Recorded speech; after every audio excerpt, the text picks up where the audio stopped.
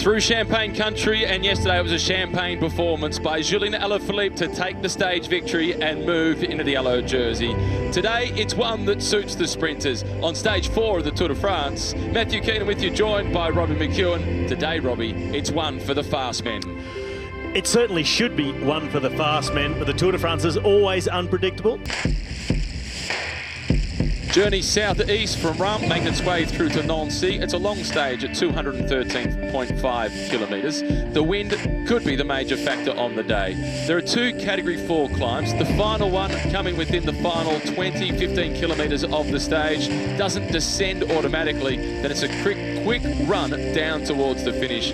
Robbie, this is a day that does suit the sprinters, but they will have their challenges. It does suit them, but they will have to work very, very hard for it, and along with their teams. That little climber, Cat 4, starting at 18 kilometres to go, topping out with 15 kilometres to go.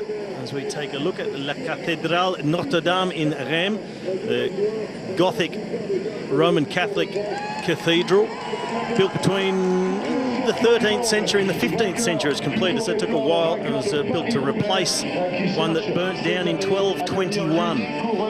But the sprinters, they will leave Reims behind them, and they'll have a nagging crosswind all day long. So I have the feeling it's not just going to be such a cruisy day for everyone. There's going to be just that little bit of stress. It's not as if it's cyclonic winds that's going to blow the peloton apart, but it's an opportunity for a team that's feeling aggressive just to shake things up a little bit, and you're going to have to ride good position all day. Teammates of sprinters, they'll be looking out the sprinter all day long, sitting on their left-hand side, keeping them out of the wind, trying to save their legs, keep them fresh for this final run down into Nancy. And I think that mountain bike background is responsible for him being such a versatile all-rounder. He's got some really good punch. He can really look after himself in crosswinds on the flats. He's got great skills as well. He saved himself from almost complete disaster in the Tour de Suisse in the final time trial, where on the time trial bike, disc wheel in the back, off camber left-hand corner, nearly completely lost it, skipped the back wheel 3 times, on and off the brakes, just feathering them, and held it up. A lot of skill involved, but a good dose of luck as well. Just a little bit. This is Tony Martin, who was on the front. Behind him, Yves Lampard. He was super impressed with Julien Alaphilippe yesterday, as we all were. And he said that they did a recon of yesterday's stage, Wednesday of last week, and from that moment on, Alaphilippe said, yeah, this is the one. And it was then Dries Devenins on that climb, at the base of the climb, that made it super tough to get everybody else a little bit wobbly in the knees, so as Alaphilippe could launch that winning attack. Reminiscent of Philippe Gilbert when he was at his best. Get everybody in the red zone, then attack. On the topic of Philippe Gilbert and the rumour mill as to who's going where at the end of the season, he's been offered, he's 37 years of age, he's been offered a 1-year extension at the Koenig Quick-Step. He's also been offered a 3-year deal across at Soudal Lotto, a team that he's previously ridden for. I think he'll be going with the 3 years. I think he will as well, and Soudal Lotto, they need a big name, a good performer. I mean, the guy's won in the last couple of years Tour of Flanders and Paris-Roubaix. As a former winner of Amstel Gold, Flèche Wallonne, Liège-Bastogne-Liège, Tour of Vuelta Giro stages, he's past his prime, but he reinvents himself from what he was. He can't compete for the win anymore in Liège and Flèche, but he's turned it around to become a cobbled classic specialist, and he's won the 2 big monuments, and he's got one more race, and he'd dearly love to win, to complete the 5 monuments on his palmarès, and that's Milano-San Remo. If he signs with Soudal Lotto, 3 more chances. Also got in the team a guy who's almost won it before himself, in Caleb Ewan, who was second last year when Vincenzo Nibali snuck off the front and got the victory. Well, the 2 riders from Monte Group Goubert at the front here without Mickey Schaar for a moment, who has stopped by the side of the road to answer the call of nature, and now he has returned. So Mickey Schaar has returned, and their advantage as a result of that has slipped back under the 3-minute mark. 136 kilometres remaining. The first of the categorised climbs today is at 92.5 k's to go. Then it's onto the intermediate sprint at 66.5 kilometres remaining. followed then by one last climb, 15 Ks from the finish line. Yesterday at the intermediate sprint, we saw Elia Viviani go all in to try and get the points, and he did. He won the sprint for 6th place in the peloton. I don't think he'll be as committed to the intermediate sprint today because he can win the stage. Exactly. So he's saving He'll be it. trying to do it economically. Yesterday, he knew he was going to be dropped in the final. He did the recon with the team and knew that Alaphilippe was going to be on the attack. So he put everything into that intermediate sprint, not worried about what that would do to his legs for later on, because he's getting dropped anyway. Today, different story. We'll see the sprinters in the peloton keen for the points, but trying to do the least amount possible to get them. But also, as well as Wout van Aert hanging on in at the front, you'd expect exactly the same of Kruijswijk and George Bennett. Alexander Kristoff, he has won 3 stages in the past in the Tour. 1 last year, 2 in 2014.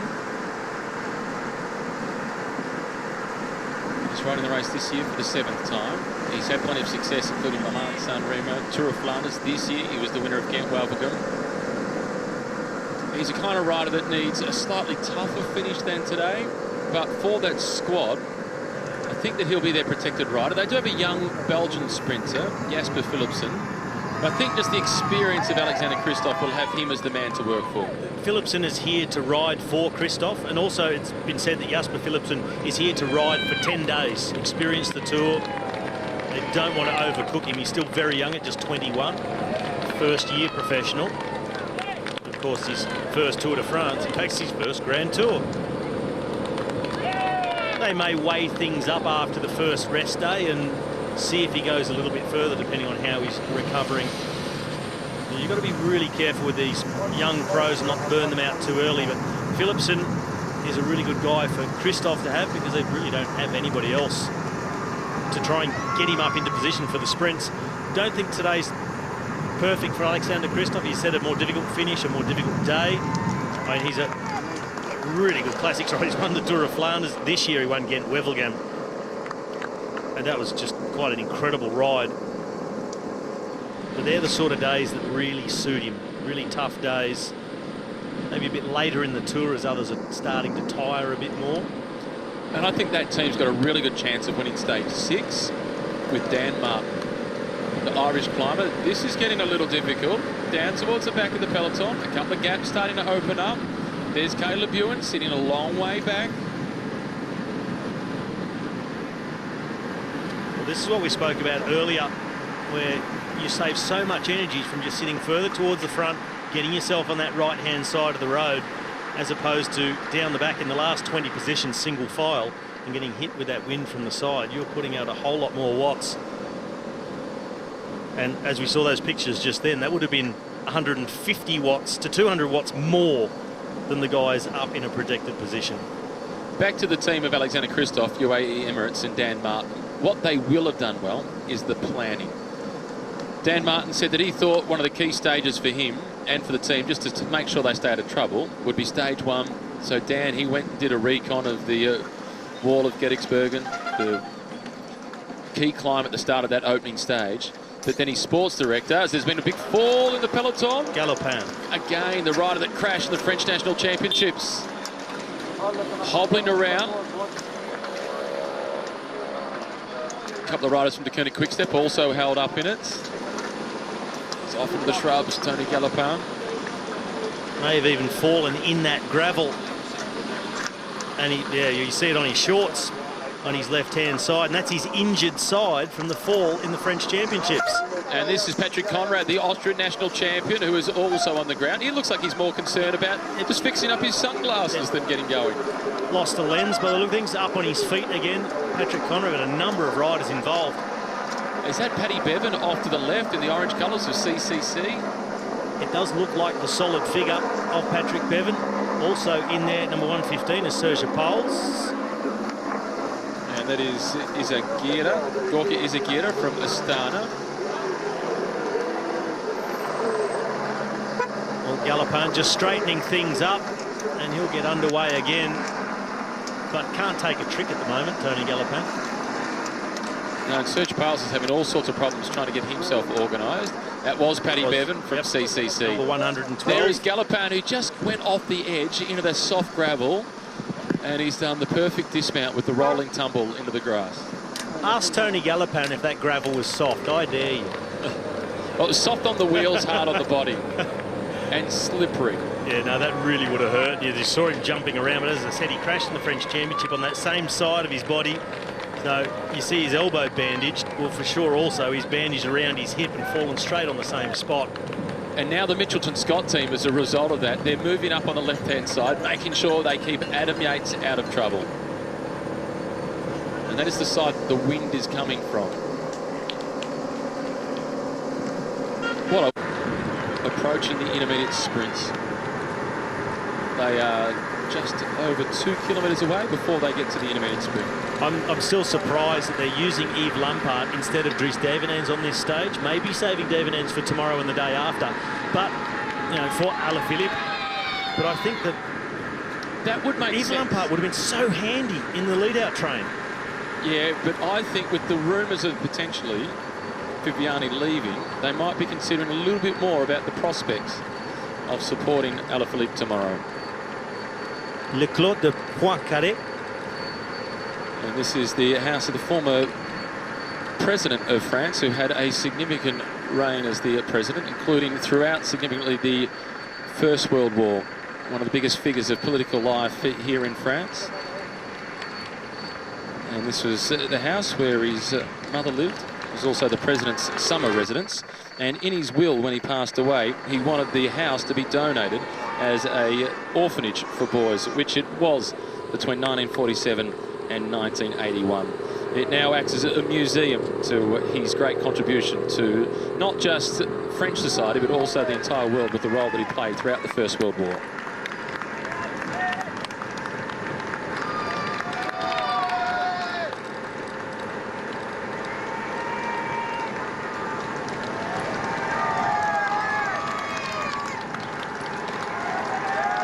Bacart tightening up the shoes at the back of the breakaway group here, getting ready for the intermediate sprint. Well, everybody wants some sort of reward for being out here all day long. It's not going to be the stage win for these three. He's going early. 500 metres to go, trying to catch Mickey Shah by surprise. And now Alfredo went into the little box in. Now he has to try and get into the slipstream of Michael Shah. Shah chasing down Bacart, and he backs himself to be able to take care of Johan Alfredo, who is just trying to hold on to the big Swiss powerhouse. And he can't. But Bacart is going to be difficult to catch. It's dragging ever so slightly uphill. This gives us a taste of what is still to come. Good move by Frederick Bacart, going early, looking over the shoulder. He's not there yet. Not quite. Bacart collects the points. Shah in second position. Alfredo in third. Frederick Bacart, he's grown up riding Kermis races, like call it a long course criterium style of race. You develop quite a lot of punch riding those races, and once he gets on the loose, Bacart's got enough of that power in-house to keep that going right the way through. Well done, Frederick Bacart. It was a good move. 500 metres to go. If they had have waited to go toe-to-toe with the rider in the orange colours, Michael Shah, they would have been beaten. It would have been close, but I still wouldn't have given it to Mickey Shah. He would have had his hands full with Bacart. Yeah, 1 kilometre now to go for the peloton. Their gap, it's under 2 minutes to the breakaway group. Still plenty of points on offer in the race for the green jersey. They're often the best sprints to watch, those of non-sprinters against each other. Well, Sonny Colbrelli wants a piece of the action because this is a big contingent of riders from Bahrain Merida coming to the front. The green jersey of Peter Sagan is there, so too is Michael Matthews. Big lead out from Bahrain Merida. So Colbrelli believing in his chances for green. Keep the points total ticking over. Colbrelli, he's the man in third wheel. Then Sagan, Matthews, Murcourt with Viviani in his wheel like we saw him do yesterday. Here comes Richesi on the... No, Trentin on the left. And it's the CCC rider, in fact, that's sitting there, not Michael Matthews. He's just a little bit further back.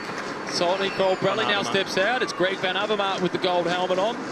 Morku opens up the gap to try and get Viviani through. This is a serious sprint. Viviani showing that he is the quickest for the intermediate sprint. Again, Michael Matthews not wasting too much energy, but picking up a few points. Matteo Trentin also scoring. Well, swinging out to the centre was Sagan. Viviani, he's just lining them up and saying, where do I get through? Where's the gap opening? It's on the left. There I go through. Look at him switch sides of the road. Trentin in the saddle. He's just following the slipstream. And Michael Matthews, as you said, very efficient. And in the background, also Andre Greipel. You see him just there behind this group, following the wheels, then letting them go. Not really sprinting. Is that maybe just a tune-up for later on, not for getting points. Getting the head in the space for sprinting. Just making that little acceleration, just getting his muscles ready for the efforts to come. You'll see them do that after a day like today. They've sort of stagnated a little bit, this pace that's been set all day long. So it's nice to actually pick up the pace, generate some lactic acid. The muscles then go to work, clearing that as well. There's a shot from here in Nancy, La Place Stanislas. And this is for Stanislas Lesnicki, who was the deposed king of Poland, and then he ended up into France, and his son-in-law was Louis XV, the king of France, and they contributed pretty well together, and he put this royal square in place, one of the first royal squares in France. And it did originally have a statue in the centre of King Louis XV, but it was replaced with a statue of Stanislas. Played a big role in the Tour de France victory of Cadel Evans in 2011, the man in orange. He's been with that team since 2010, and he's still contracted with them until the end of next year. Now that they're into the forest, things can calm down ever so slightly in the peloton because of the protection from the wind. And it's a very good long stretch of road through the forest as well. Not that they'll relax anymore. There's been that battle for position, and now they need to maintain that for when they come out the other end of this forest, and the wind is likely to play a role yet again, and then they're due to hit the bottom of the climb. It starts with 18 kilometres to go, so it's virtually going to be through this forest and onto the foot of the climb. Number 77, Magnus Cort Nielsen, he spent most of the day sitting second last in the peloton. And he's normally really comfortable at the front and rubbing shoulders with everybody else. Part of the strategy, perhaps. Don't use him today. We'll save him for tomorrow. Quite possibly. Now the domestiques looking after Jakob Fuglsang, who looks to have come off okay from his fall on stage one. 4 stitches to the eyebrow, which was gushing out blood, and a few bumps and bruises. And he did have a swollen knee, which he said was affecting him. But he rode a good team's time trial, and he looked fine yesterday. He conceded afterwards that he was worried he wasn't going to be able to work throughout the team's time trial, and the team would have to wait for him. He wasn't at his best, so I'm sure that if he didn't have that fall and he was in peak condition, that they might have gone ever so slightly faster. But it wasn't a bad day either for the Astana squad. Conceding a little bit of ground to Ineos. Most people conceded a big chunk to Jumbo-Visma, but it certainly wasn't a tour losing performance for Astana nor Jakob Fuglsang. This is quick down here with Michael Schär at the front, getting that huge 196-centimetre frame as low as he possibly can. 4 kilometres to the bottom of the Côte de Mairon. The climb itself is 3.5 kilometres long with an average gradient of 5%. Sort of gradient that makes for a really fast climb. Anything up to about 4% doesn't worry the sprinters. It's really flowing, big chain ring. This one will be too, but once it gets to 5%, it starts to really feel like a climb. It's just that gradient, there's the tipping point of really rolling with momentum or really having to push. I'll let you in on a secret. For those of us that are just weekend warriors, 2% is a climb.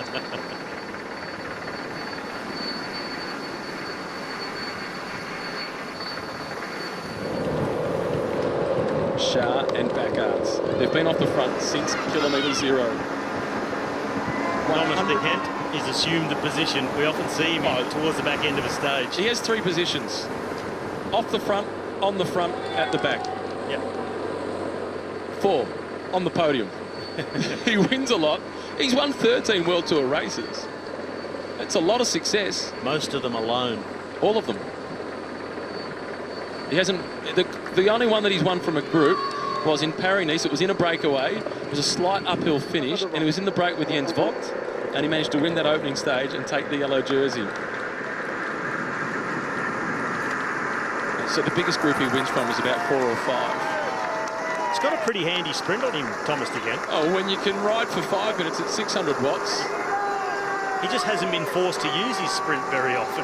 No one can stay with him. I mean, not in terms of sprinters and bunch sprints, but certainly in groups where they've been off the front all day, grinding away. He is still as strong as ever, and he's got a good turn of speed. Michael Shah unloading as they come through this section, about to go underneath the banner, indicating 20 kilometres still to race. Nancy is the destination. First hosted a stage finish of the Tour de France way back in 1905. The most recent was 2014, 5 years ago, when Matteo Trentin, who's in the race today, went out as the stage winner. Big crash then for the American Andrew Talansky. Peter Sagan was second.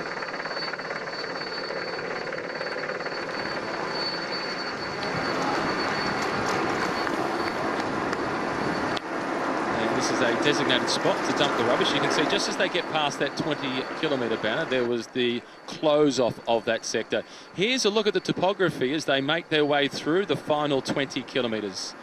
There's a gap between the breakaway and the peloton of a little over 500 metres. That's the top of the climb. And Robbie, this is the point that you drew our attention to early. It's a little while before they start descending. Just looking at that map, all forested on the way up to the top of the climb, so, and even on the top, so it should be fairly protected from that crosswind, but they do stay up high for a couple of kilometres. It dips away a little bit and kicks up again before a very sharp descent, which brings them onto the outskirts of Nancy. And speaking to guys who rode that section this morning, they're tipping that the peloton will hit 100 kilometres an hour on that downhill. Brings them through the 10k to go mark. Through Mahon. 23 seconds left of the advantage of our two riders in the break. They were 3. They've gotten rid of Alfredo. Bacart now contributing with everything he's got, along with Mickey Sher. He is my pick for the Prix de la Combativité to wear the red number tomorrow. And if he doesn't, they're wrong and you're still right. Correct. Bacart at the front for Wanty Group Goubert. The peloton is just around the corner as they're about to hit the base of the climb of the Côte de Mauron. A Category 4 climb. Well, it's 3.5 k's long and it's Category 4. It tells the story about a few of the climbs yesterday that were Category 3 climbs and only 1 kilometre long. They were brutes of climbs yesterday. Early on in the Tour, the Cat 4s, what qualifies as a Cat 4, is fairly short, around 1 kilometre to 1.5 kilometres. As the Tour goes on to qualify to be a Cat 4, you need to end up being about 5k long because the hills get bigger and bigger and bigger. And we're not just going to give points away for what is essentially a speed hump when you're around near the Alps and the Pyrenees. A climb like this will not rate a mention in the Alps and the Pyrenees. Still Tony Martin on the front for Jumbo-Visma. They are riding brilliantly. Now they set the agenda. They're not worried on this climb about catching the two riders in the breakaway. They're managing the effort of Dylan Groenewegen. They want to be at least able to set the pace for one that suits Dylan Groenewegen. We're going to see now which other teams want to put him in a little bit of trouble and sting those sprinters' legs of the Dutchman. Mickey Sher now goes away from Frederick Bacart, pushing on, trying to get one more point, stay off the front just as long as he possibly can. And he might be able to make it. Sure, it's only 15 seconds. We're still 3 k's almost to climb. But Jumbo-Visma, they don't want to catch him, not yet. Over the top, yes, but not now. They want to save the legs of their sprinter, Dylan Groenewegen. The big question is, do Sunweb or Bora Hansgrohe come to the front and make life tough? 2.5 kilometres from the top, and at the moment in the peloton, it was all across the road and just a steady tempo, and they still haven't got to Frederick Bacart just yet. Jumbo-Visma on the left in the yellow and black. Bora Hansgrohe just looking like they were going to increase the tempo. Just a little bit. One in the middle. I couldn't quite spot who it was. Here they go. A look over the shoulder. Stick with me. I'm trying to string you out. I don't want to go solo.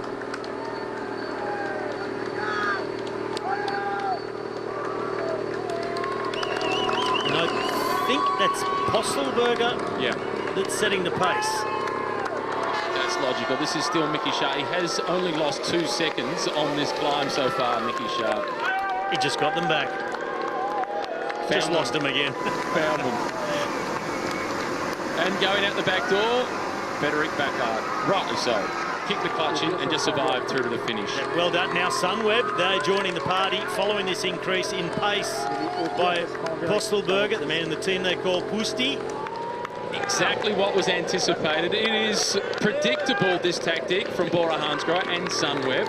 But the tactic yesterday from Julien Alaphilippe was predictable as well. There's just nothing anybody could do about it. Predictable but effective. Be interesting to see how far, if at all, Dylan Groenewegen is sliding backwards in this peloton. And it looks like Mickey Sharp is going to be caught. The gap now just 6 seconds. They are coming at him hard and fast. So it looks to be coming to an imminent end for the tall Swiss.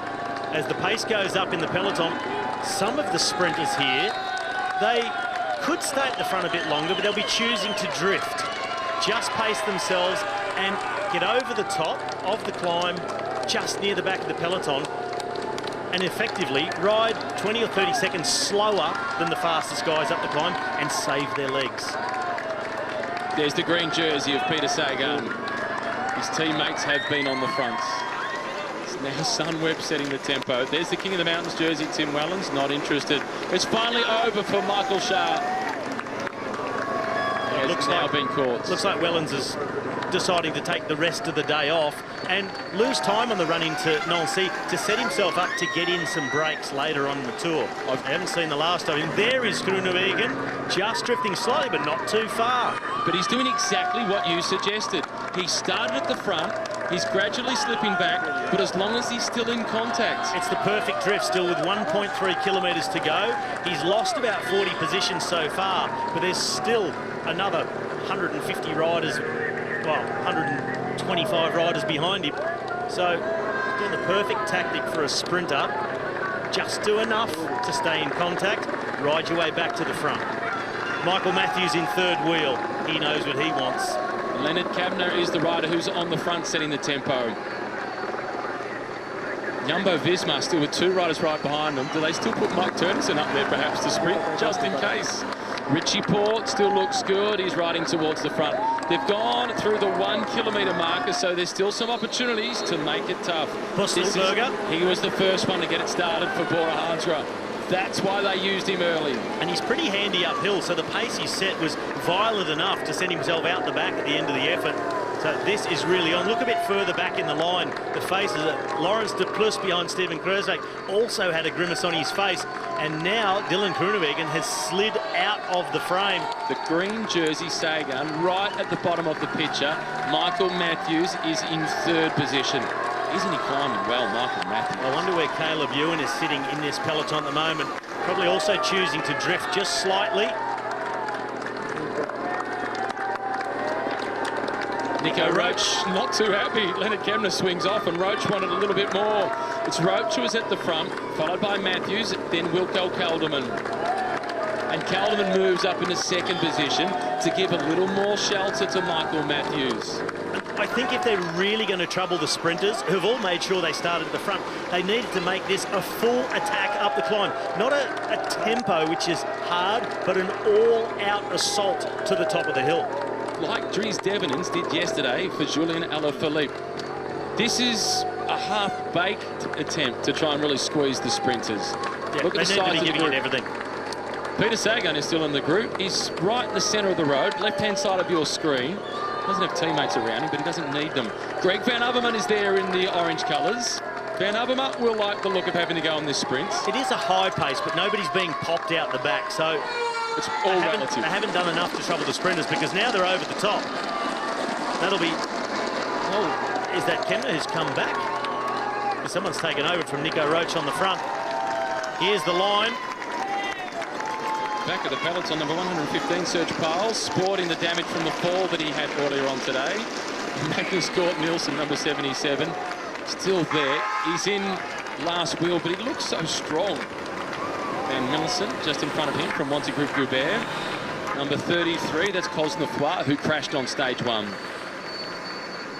So there was the acceleration we expected from Bora and Sunweb, but not violent enough to really do damage. Well, now it's a really tough fight for position at the front. Valverde being well protected by Movistar. The rainbow jersey on the white centre line. So well positioned, Alejandro Valverde. And for those teams that have increased the pace on the front up that climb, they also don't have then the advantage of the wind having free rein across the top of the climb. They're still in this forest, so plenty of shelter. So even though sprinters have slid back, they're not getting caught out in a little bit of crosswind to take a further edge off their speed.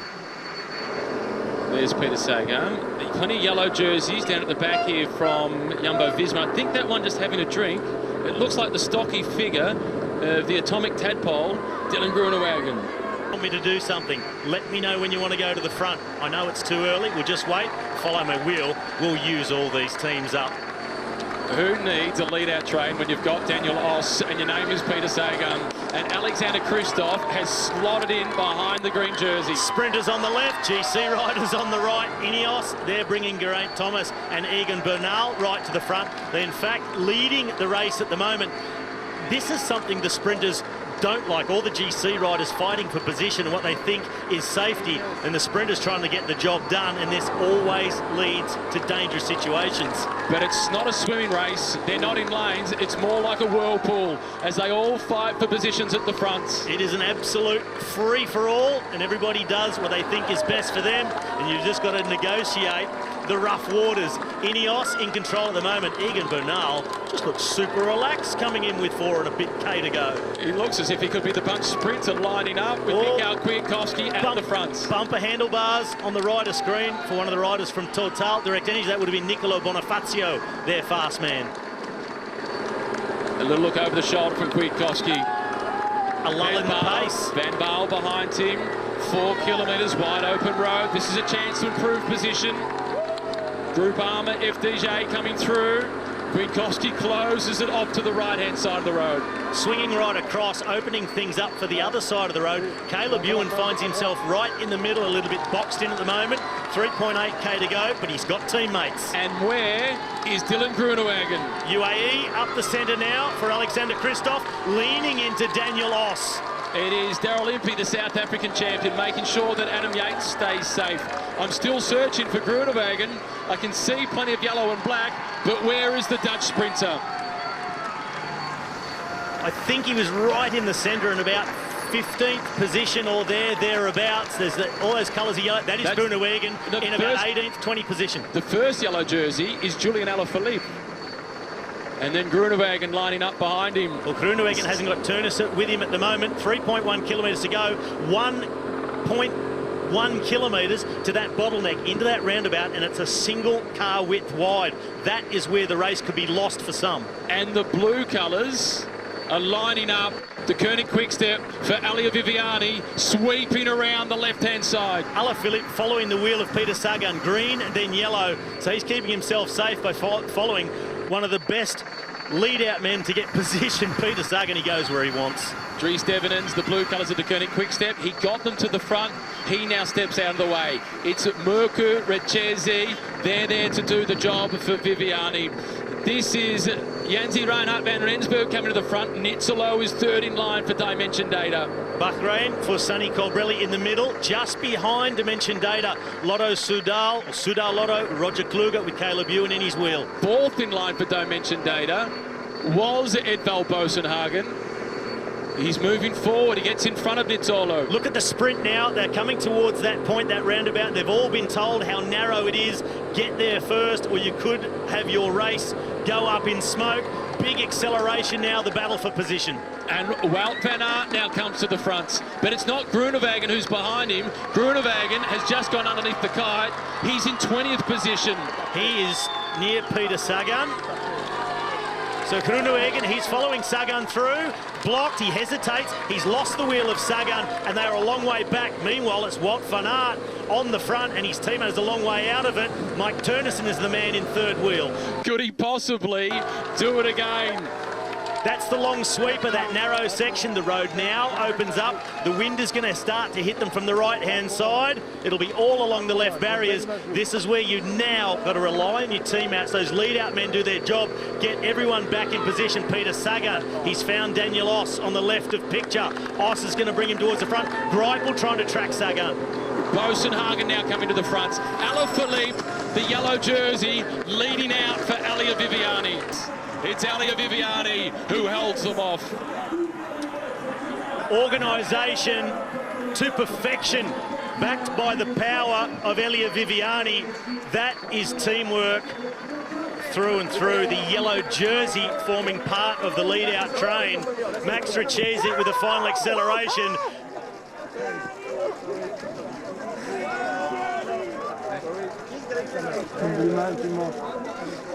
That more than makes up for the big miss at the Giro d'Italia. Viviani is a stage winner at the Tour de France. For the first time in his career, it was messy, but it'll be beautiful to look back on.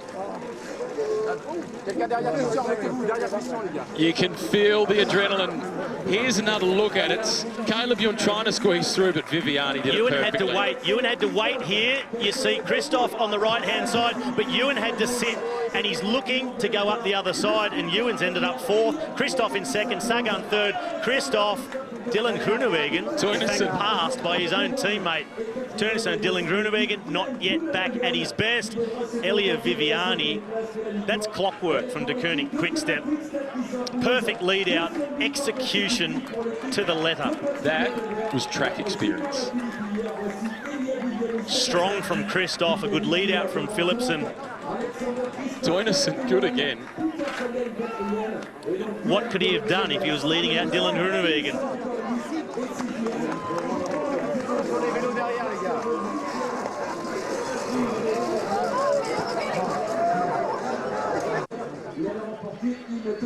Four stages down, and only two teams have won stages. The first two for Jumbo-Visma, the second two for De Koning Quick-Step. Nancy has provided a royal sprint finish.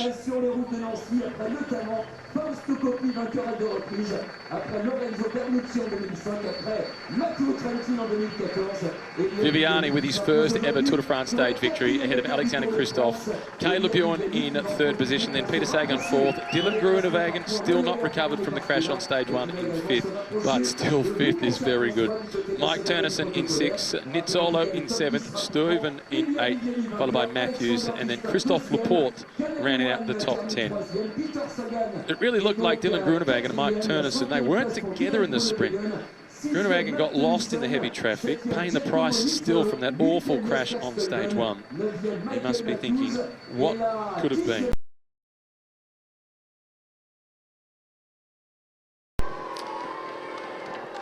Well, 2 kilometres to the foot of the Côte de Grindebroek. 1:36 the advantage. What Bora Hansgrohe need to be careful of here is that they don't get so close that other riders think, I can get across that gap, or that this group says, well, it's not worth staying in front. We're going to just call your bluff and sit up. And if that happens, you're going to have a whole new situation, all new attacks, fresh riders up the road. Everything resets, and they have probably a much harder chase on their hands. And we've already seen Tim Wellens in the King of the Mountains jersey doing a lot of talking to Simon Clarke. They're the two more experienced men in this breakaway. Certainly Clarke is the most experienced. Wellens has a better CV, you would argue, at this point, although Clarke is a dual stage winner at the Tour de France, or wearing the leader's jersey at the Giro d'Italia. It's probably an even split between those two. But they're the ones that seem to be making the call in that group as to how hard they push. I wonder how much they're talking to each other about this King of the Mountains point that's coming up. Maybe Wellens trying to get a feel for, Simon Clarke, how interested are you in this polka dot jersey? Am I going to need the sprint against you? Simon Clarke's pretty rapid too. He's quick. Tim Wellens not slow. Of course, Tim Wellens, he would like to take the points nice and easy without any competition from the other riders in the group. And it would be better for the group if they just kept their heads down and rode a smooth, even, but hard tempo, not having it interrupted by sprinting against each other. And past Église Saint-Etienne. Main peloton. No time to stop and admire any of the scenery throughout today's stage. I get the impression that today is going to finish a little bit ahead of schedule. We're already down to 135 kilometres remaining. Wellens setting the tempo at the front.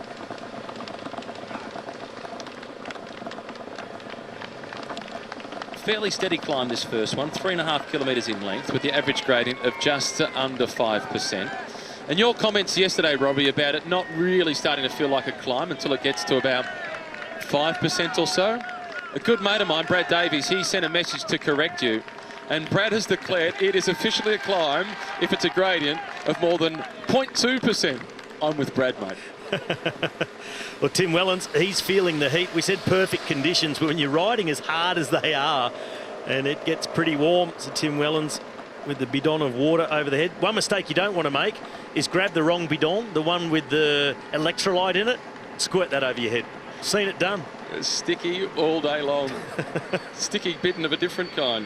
Sticky bidon all over the head. As we fly over the top of the Vosges, here in the Alsace. Tells the story of these sorts of mountains. Not really high altitude, incredibly green, lush green fields. Plenty of rain here throughout autumn, spring, and in winter you can even go skiing in the Vosges Mountains. It gets a bit of snow. Yep, some of the names of the climbs you may recognise here in the Alsace: the Grand Ballon, the Ballon d'Alsace, and another one called the Petit Ballon. But up on the Grand Ballon you can go skiing. But plenty of forest, plenty of shelter and shady sections. And after riding the course, the end of the course, didn't ride the whole course, I don't have the time nor the fitness to ride the whole course. But I rode the last part of it, the last two climbs, all heavily forested. But the final descent off the last category 3 is really steep, narrow, and completely shaded. It's that dappled sort of sunlight coming through. It makes it really hard to see any bumps on the road, any little stones or anything like that. It's quite a hairy descent. In terms of the coverage, the shade, similar to what we're seeing on this climb on the way down, that final descent? More shaded than this. On the descent off the last climb, it's completely shaded. In fact, you'd say it's dark. From the bottom, once they do get off that descent, it's still then 10 kilometres or so to the finish line. So you'd need a fair bit of time up your sleeve if you're on your own by the time you hit that flat section. If you're on your own, you'll need a lot of time up your sleeve, because first, as you go through 10k to go, it's a crosswind from the left, only a short section. Around just inside 9 kilometres to go, you turn to the left straight towards Colmar, and it's wind in the face, and it's blowing at around 25 kilometres an hour. I found the wind really tricky in Colmar today. I did a lap around Colmar running this morning. It was headwind the whole way round. I'm sure of it. Maybe more a reflection on your fitness, your form while you're running? Couldn't possibly be, could it? King of the Mountains jersey, Tim Wellens, he's gone with the dots on the bike. I was looking at that earlier. There was just so much action and so much happening. There wasn't time to talk about it. And they've hit out early with the polka dot frame. That shows he is super motivated for the King of the Mountains jersey. I wonder if there's one in Thomas de Gent's size hanging in the truck as well. I'll bet you there is. And teams do that now. They all come completely organised. If there's half a chance that one of their riders will be in one of those jerseys, then they will bring all the matching kit. Some of it never sees the light of day and is in fact returned to sponsors. In the case of bikes, returned to the sponsor, and they'll respray it or hold it for the next year, possibly. The peloton, most experienced guys on that team. Wellens at the front, almost at the top of the climb. 2 more points for the King of the Mountains jersey. No challenges. Does Mads Wirtz want to collect? No, he doesn't. Wellens is now out to 9 points. The conversation with Simon Clark, no doubt, based on what we just saw, was in regards to that jersey, the Maillot à Pois, the white jersey with the red dots. And just to say thank you, he continues the tempo over the top.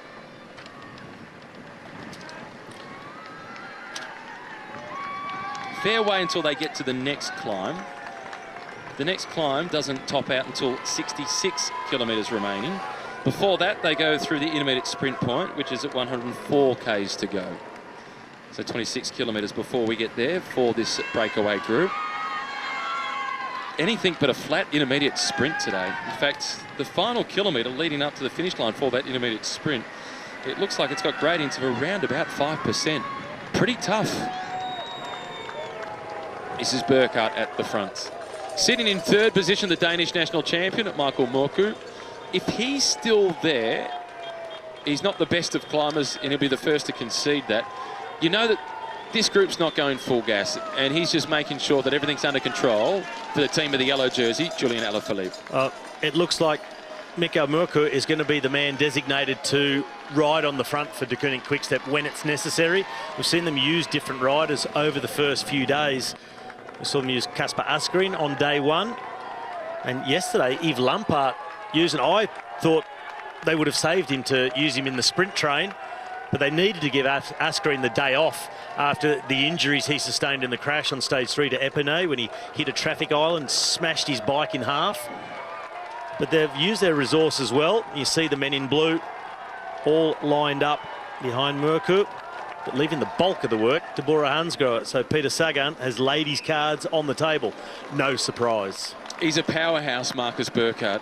He doesn't get to ride for himself very often, but 11 years ago, he was a stage winner at the Tour de France when he was in a two-man breakaway with Sylvain Chavanel, and he managed to get the better of the Frenchman. He was part of the BMC squad as well, riding alongside Cadel Evans when Evans won the Tour in 2011. Get some points, but not waste energy. And at the end of the stage, in the race for the green jersey, this is classified as a medium mountain stage. So instead of 50 points up for grabs, like we saw for the winner of the stage yesterday, Elia Viviani, today's stage winner gets 30 points. Bora Hansgrohe starting to line things up. Asani Colbrelli also looking to get involved. Bahrain Merida teammates looking around for his whereabouts, looking for Elia Viviani. Michael Matthews is there, so too is Caleb Ewan. He's having a look around. Here's Viviani behind Ricciese. Viviani it is in the blue colours. Then he's followed by Michael Matthews, the green jersey of Peter Sagan. Colbrelli going around the outside. Caleb Ewan for the first time in the white colours of Soudal Lotto getting involved. Matthews in red. Viviani now with the lead out from Max Ricciese. It's exactly as they did yesterday. Viviani is committed. Ricciese is waiting. Now he looks under. But Ricciese wants to poach points from some of the others as well. Viviani, Sagan, Matthews, Ricciese. I thought that Max Ricciese then was going to try and finish second behind Viviani. Oh, he was trying to create a bit of a gap in points between Elia and Peter. Yeah, you can see it well from the lead out. It just started to bite about 100 metres to go for Max Ricciese. But good tactic if you can pull it off. And he, just like yesterday on the other side of the road, opens the door on the inside. Everybody else going around. Peter Sagan, that wasn't with everything he had. Same goes for Michael Matthews. Sprinting, but not prepared to go 100%. And for the first time, Caleb Ewan got involved in an intermediate sprint. And also up there was Thomas De Gendt next to Caleb Ewan. I wonder if there's a cheeky move coming up from De Gendt over the top. They've all sprinted, and then De Gendt got a gap on the peloton and try and ride his way across to the break. Would be a real Thomas De Gendt type of move. Let's have a look at this chateau on the top of the mountain. I think it's one of the abbeys that's scattered throughout this area. This might be the Abbey de Onneborg. A beautiful old building. Well, we'll wait for confirmation. The graphic should pop up shortly. Having had a look through the Wikipedia for the region. Certainly an abbey located near the intermediate sprint on today's stage at the top of Mont Saint-Odile. Well, now we've done the full lap around with the helicopter. I think you're right, it's looking more like an abbey than a chateau. There was a horrible plane crash here back in 1992, and that was on a flight that was going in between Lyon and Strasbourg. It was on an Airbus A320, and tragically 87 people died, and there was just 9 survivors, and it wasn't too far away from that abbey where it went down. Here's a look at the speed of the sprint. Just over 40 kilometres per hour. So that highlights how difficult this sprint really was. 42 km/h sprint. That would say to me that was at about 5% gradient, 5 or 6.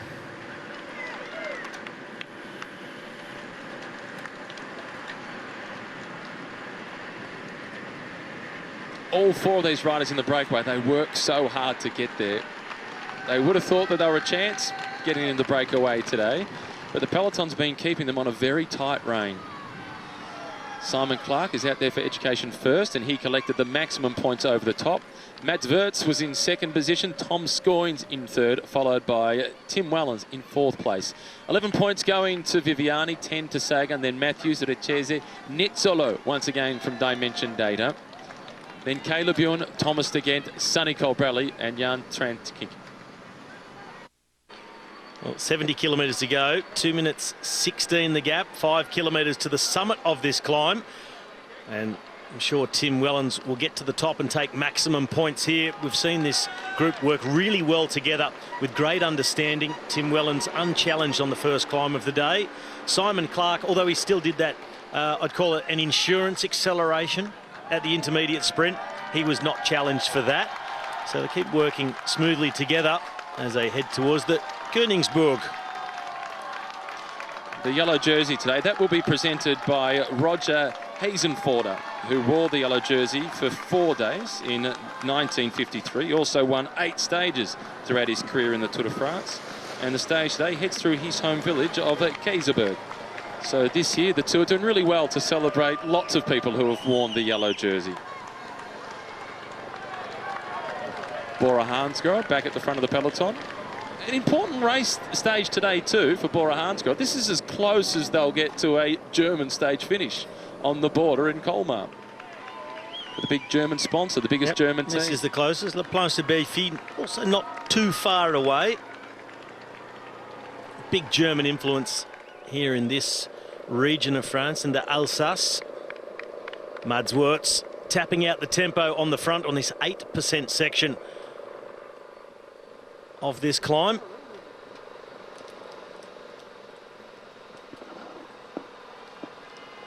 And that gap just going up a little bit again. We're down to 2:16, now back out to 2:22. This is Tom Scoynes, former winner of the King of the Mountains classification at the Tour of California. Clark in there, a winner of the King of the Mountains classification at the Volta a España. And Wellens, the current leader of that competition here. Over the top of this climb, and then it's a fair while before they get to the next one. This will be a telling climb in terms of that breakaway's chance of being able to survive all the way through to the finish. The odds are still stacked against them, but they won't die wondering. Into him as he'd ridden down the last part of the course into the finish line, and he said, "Oh, it's incredible, Robbie, 100 kilometres per hour." And you just said, "Yeah, okay, Rolf, fantastic, that's super fast." And then you looked at me, probably 80 if Rolf says it's 100. And I would suggest that Chad Hager is about 8 kilos tops lighter than Kees Bol. But you go with 20. You reckon only 8? No, I do. No, I'm thinking closer to 15. Seriously? Yeah. No. You think he's more than 70 kilo? Yeah, I do. He's pretty tall. He's pretty thin. He's skinny. You go do the search. See if we can find out. There you go. Chad Hager. What's he come in at? 71.5. You might be right. He could be about 15 kilos lighter. Can you say that again? You might. No. You might. No. You might. I'm going to go one stronger. Robbie, you're right. We haven't got the confirmation of Kees Bol's weight yet. We're coming to the top of the climb. Wellens, he's taking advantage of the crowd. He's riding at the front. Does Mats Wirtz want the points? The rider at the back from Katusha Alpecin? No. No, just stretching the legs. Wellens, entitled to collect, extends his lead in the race for the polka dot jersey. A little look of thanks across the shoulder too as they went across the top. Big crowds here in the Alsace. And out on the course this morning, you could see it building on the final 2 climbs. All the people starting to arrive already at 9 o'clock this morning. They were in position, all set up, picnic blankets, tents, flags, all the paraphernalia, all ready to go. It never ceases to amaze me how early people get roadside to get a good position for the Tour. The stage last year into Bagnères de Luchon, we arrived at the finish line about 8 a.m. for a really early start and long stage. Stage due to finish at 5:30, 6 o'clock in the afternoon. It was packed to the rafters at that point already. Well, when we get into the big mountain in the Pyrenees and the Alps, they will close off the climb to any further traffic a long time before the stage is due to come, sometimes even the night before. So that's it, we're full. Put up the full house sign and no one else may enter with a vehicle. So they'll say no more campers, no more vehicles to the top, because also on the day itself, there's an incredible amount of vehicles that have to get to the finish up on top of the mountains from the organisation, all the journalists, everybody who travels along with the circus that is the Tour de France. It is Chad Hager at the front for Sunweb. Andre Greipel still hanging in there. He was the big figure out of the seat. Also out of the seat at the front, the big figure of Marcus Burkhardt. So he's still there to do his work. Max Richesi in second wheel, so the sprint lead-out man from De Koenig Quick-Step. A lot like we saw Julien Alaphilippe form part of the lead-out yesterday. Well, it's one of the sprint men getting up there to do his bit to defend the yellow jersey. And on the topic of Andre Greipel, as he survives to go over the top of the climb, one of the lines of the Tour so far from any of the journalists covering the race goes to Francois Thomazeau. French journalist, he's part of the Cycling Podcast. He came out with a line in reference to Andre Greipel. He was on the back of the Arkea lead-out tram. Always refer to the lead-out train. He thought it was more like a tram for Andre Greipel. Derogatory, but unfortunately it seems to be quite true. Caleb Ewan over the top, so with a good chance of just descending back on to the group, because with over 60 kilometres to go, that's quite early to sit up, and there's no gruppetto, so he'd have to be doing it all on his own. So they've sent a couple of riders back to wait for him, as we see the percentage of time spent at the front of the peloton. 43% of the work done by De Koenig Quick-Step, 35 for Bora Hansgrohe, 21 for Sunweb. I got the impression that Bora have done more on the front than De Koenig. In the last 15 kilometres, but that last early 15, part, yeah, okay. That was quite a long stretch. That caught my attention too. Yeah. It was Michael Mørkøv, when he went to the front, the Danish national champion, to let everybody know, hey, let's back off a little. He was the one at the front slowing things down. Since the tempo has picked up, it's been Bora Hansgrohe and Sunweb doing the chasing. So going back to Caleb Ewan, sitting up that early and being on your own, on a stage like this, you still start to flirt with the time limit. So he will need to ride his way back onto the group, and it looks like he should be able to do that by the bottom of this descent. 5 kilometres of descending, and there'll be no huge risks taken in the peloton. They're not trying to pull back a lot of time in the downhills. They don't need to. And they've got about 21 kilometres on the flat. Well, a couple of little rises, one hill in between. Not too bad though. It'd be much better for his energy levels, and also to not have a problem with the time cut to get himself back on. Back of the peloton, that's Johanna Fredo from Monte Group Goubert, the rider we saw in the breakaway yesterday. And Kees Bol is still in the group. 143, the red jersey, third from last in the group. So no longer on the front, but managed to survive the climb at the back of the peloton. Max Richesi, the Argentinian national champion, at the front, descending quickly. Once we get to the bottom of this descent, we may well see Kees Bol come back to the front and just do the last bit that he can, and then throw out the anchor at the next Category 2 climb. The top coming after 140 kilometres of racing with 30 kilometres left to go. It's the Côte de Trois Épis, 4.9 kilometres, that's 6.8% average. Also, its maximum gradient just under 13%. Same goes for the final climb, and the steeper pinches on the final climb come towards the top. It's only a Category 3. Starts off pretty gradual. You think, oh, yeah, Category 3, not too bad. Then you get these little kickers on the way to the top, and they'll come over the King of the Mountain point on the final climb. And it goes up for about another 1.5 kilometres or so before they get to the descent. It's one of those horrible ones for the guys who have just managed to hang on over the top. You think, yes, there's the KOM, I've made it. And then the road keeps going up. An incredibly emotional day for Heinrich Halsler. Vastly different winning solo in the manner that Heinrich won, and some time to think about it and contemplate the journey just to get there onto the start line, let alone the journey to win. Incredibly different to the experience that you would have had, Robbie, when you went across the finish line with that punch of adrenaline in a sprint finish. The emotions really welled over for Heinrich Hausler. Well, they look like they might be welling over back here in the peloton as well. Richese gesturing, and this is not friendly banter between these two. I got maybe the impression that Richese is saying to Burkhardt, why are you pushing through hard through this technical section, putting pressure on all our teammates who are riding behind, because the further behind you are, the more difficult and dangerous it is riding through a section like that. So just take it easy through this technical part. When the road opens up a bit, we'll open the throttle and we'll pull them back. Don't take so many risks. I bet they're glad it's dry through these cobblestone roads in the little villages. Then it would have been a real risk to come through this village at the sort of speeds they are. And Max Richese is right. You do want to keep, in his case, the yellow jersey safe. Not that Julian Alaphilippe is necessarily risk averse when it comes to technical sections. This is Dan Martin, number 121. He's had a mechanical problem. He's got 3 teammates now dropping back to support him. He had so much bad luck last year. He's just calling his teammates to get into the right-hand gutter so the team cars can start to come past, and that will give them a few stepping stones. Almost a minute behind the peloton. That's a big gap. I was just looking at the section. It's been a significant mechanical problem for Dan Martin. I was figuring they must have been around a minute behind coming through the section they were compared to where we just saw the peloton around a minute ago. And he'll get back. He'll be fine. But it's a little bit of stress for him and the teammates.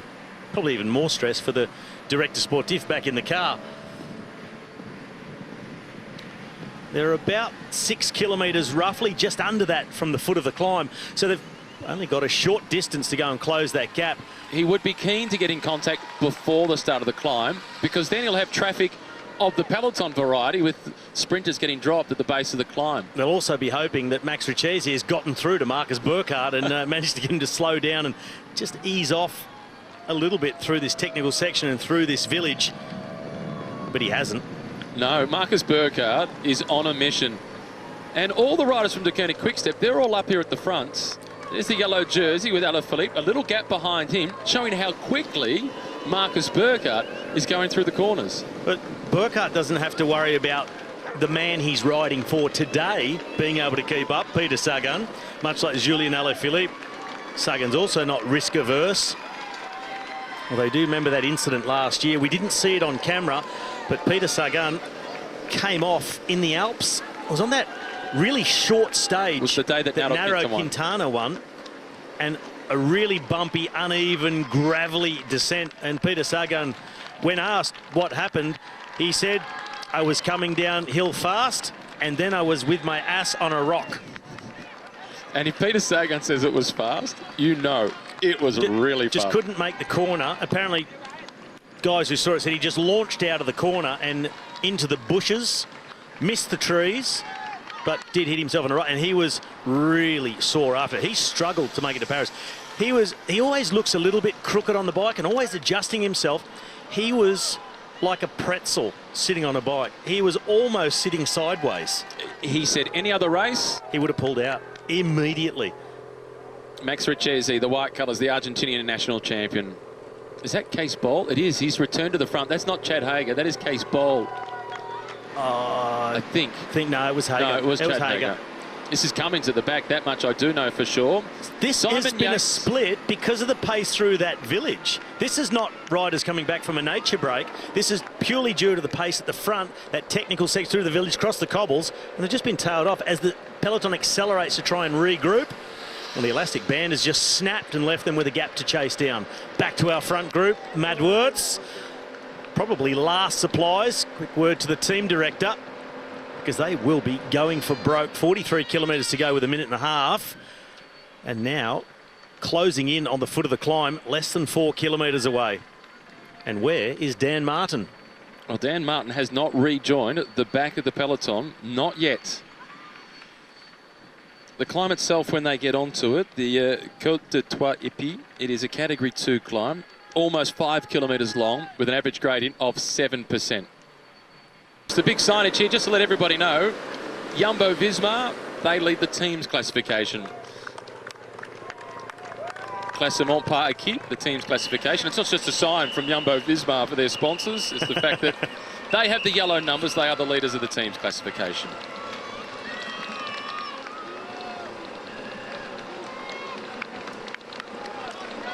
The Côte de Trois-Épis. 5 points at the top of this climb, a Category 2 climb. Tim Wellens at the back of the group. He is the leader of the King of the Mountains classification. Simon Clarke certainly would have been hoping that today was a day where the break could survive. Was on a stage similar to this last year that he picked up a stage victory in the Volta a España.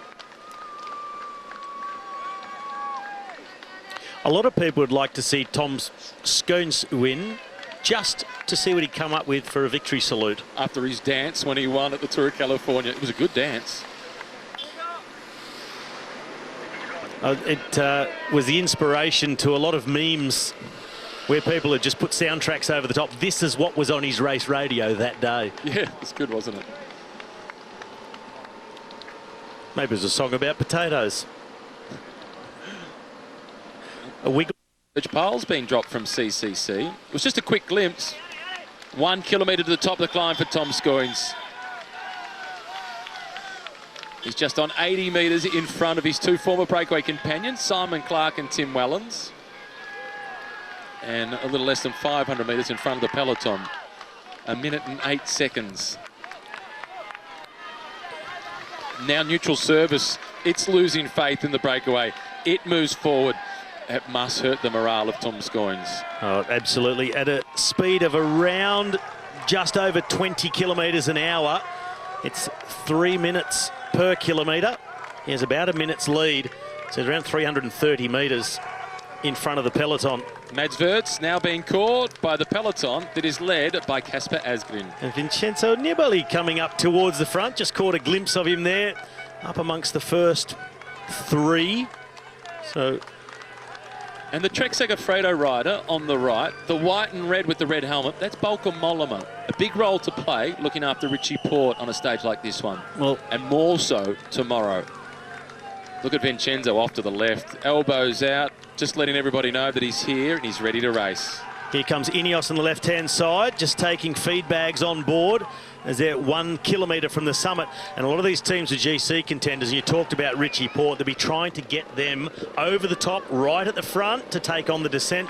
The descent off this climb is fairly straightforward. Nice smooth roads, fairly wide. It's the descent off the last climb that's a lot sketchier. It's a lot narrower. It's very dark, all under the trees, and just makes it harder to judge your entrance into the corners, your braking points, and any unevenness in the road, or in fact even rocks, small stones that could cause a puncture. Well, now Wellens has gone clear of Clarke, and Wellens is racing for what points remain at the top of this Category 2 climb. Clarke is slipping to 35 seconds behind. Skujins still off the front on his own. 400 metres to the top of the climb. Well, Wellens now will be treating the top like a finish line and see if he can get himself back on terms with Skujins, but he's losing ground just second by second. Skujins is going further away from Tim Wellens. This won't change the standings in the race for the King of the Mountains jersey. It'll still be Tim Wellens at the end of the stage who steps onto the podium to collect the polka dot jersey. But at the top of the Category 2 climb of the Côte de Trois-Épis, it is the Latvian national champion, Tom Skujins, collecting maximum points. Well, over the top of the line and just through the village, past the restaurants and cafes, here over the top. And then he'll take a sharp left-hand corner and he'll be onto the descent. Big banner on the side of the road for Oliver Naassen, former Belgium national champion. Couple of soigneurs from Trek Segafredo at the top with an armful of biddens, cradling it like a baby. Once they get over the top of this climb and take on the fairly straightforward descent and come down into the valley, and it's actually quite a stint on flat roads where the wind gets to play a role before the next climb. Robbie, this is Andrew Murase from Monte Group Goubert wanting to get the point that's left on offer from the peloton in the race for the King of the Mountains jersey. He's still thinking about it, because if he can pop himself into a break even tomorrow or one of the other mountainous days, he knows he can spend some time in the polka dot jersey. So just keeping himself in the game. That's a good move, and it's good for Monte Group Goubert. They've more than justified their presence in the race. Sunweb, they're making their presence felt at the head of the peloton. Leonard Kabner it is that leads them over the top, the young German on this team. And the gap now, our solo leader to the peloton, under 1 minute at 59 seconds. Simon Clark, he caught somewhere on the descent or right at the bottom. And Tim Wellens, he now finds himself a little bit in no man's land, halfway between the leader and the peloton, roughly. I think he'll keep pushing on to see if he can maybe make it to the top of the next climb and take some more points. I doubt it, though. Doesn't that pool look good? That is crystal clear water. That is a well-maintained pool. I bet those people are popular with their neighbours throughout the summer months. I was just thinking of it as a landing point if you miss that corner. Always thinking about the options when you take maximum risks through the corners. Using the full width of the road here, Tom Scoins. Off the bottom of it, like I said, he's on flat roads, and he'll start punching into the wind before he'll take a sharp right on the way to the next climb. So I think that's a section of road where he's going to lose quite a bit of time to the riders left in the peloton who are now on the front chasing. They think my goal is the bottom of the next climb and I'm done. So they'll go 100%, see if they can rip a bit more time out of Scoins. Wellens is just rolling down now. And here comes Clark. Clark in the pink colours. And the peloton about to make an appearance. Clark over the shoulder. He knows what's about to happen. There they are. He's soaked up by the peloton. Wellens, he'll still be required at the presentation at the end of the stage to collect that King of the Mountains jersey for the third day. It's not enough points to guarantee that he'll have the jersey at the end of tomorrow's stage. 3 Category 1 climbs on tomorrow's stage. This is Tom Scoins. He's well known and well liked in North America. He came up through the George Hincapie development squad. He was a winner of the Tour de Beauce in Canada back in 2014. A couple of big stage victories throughout his career at the Tour of California, where he's also won the King of the Mountains classification. So the Latvian is very popular in North America.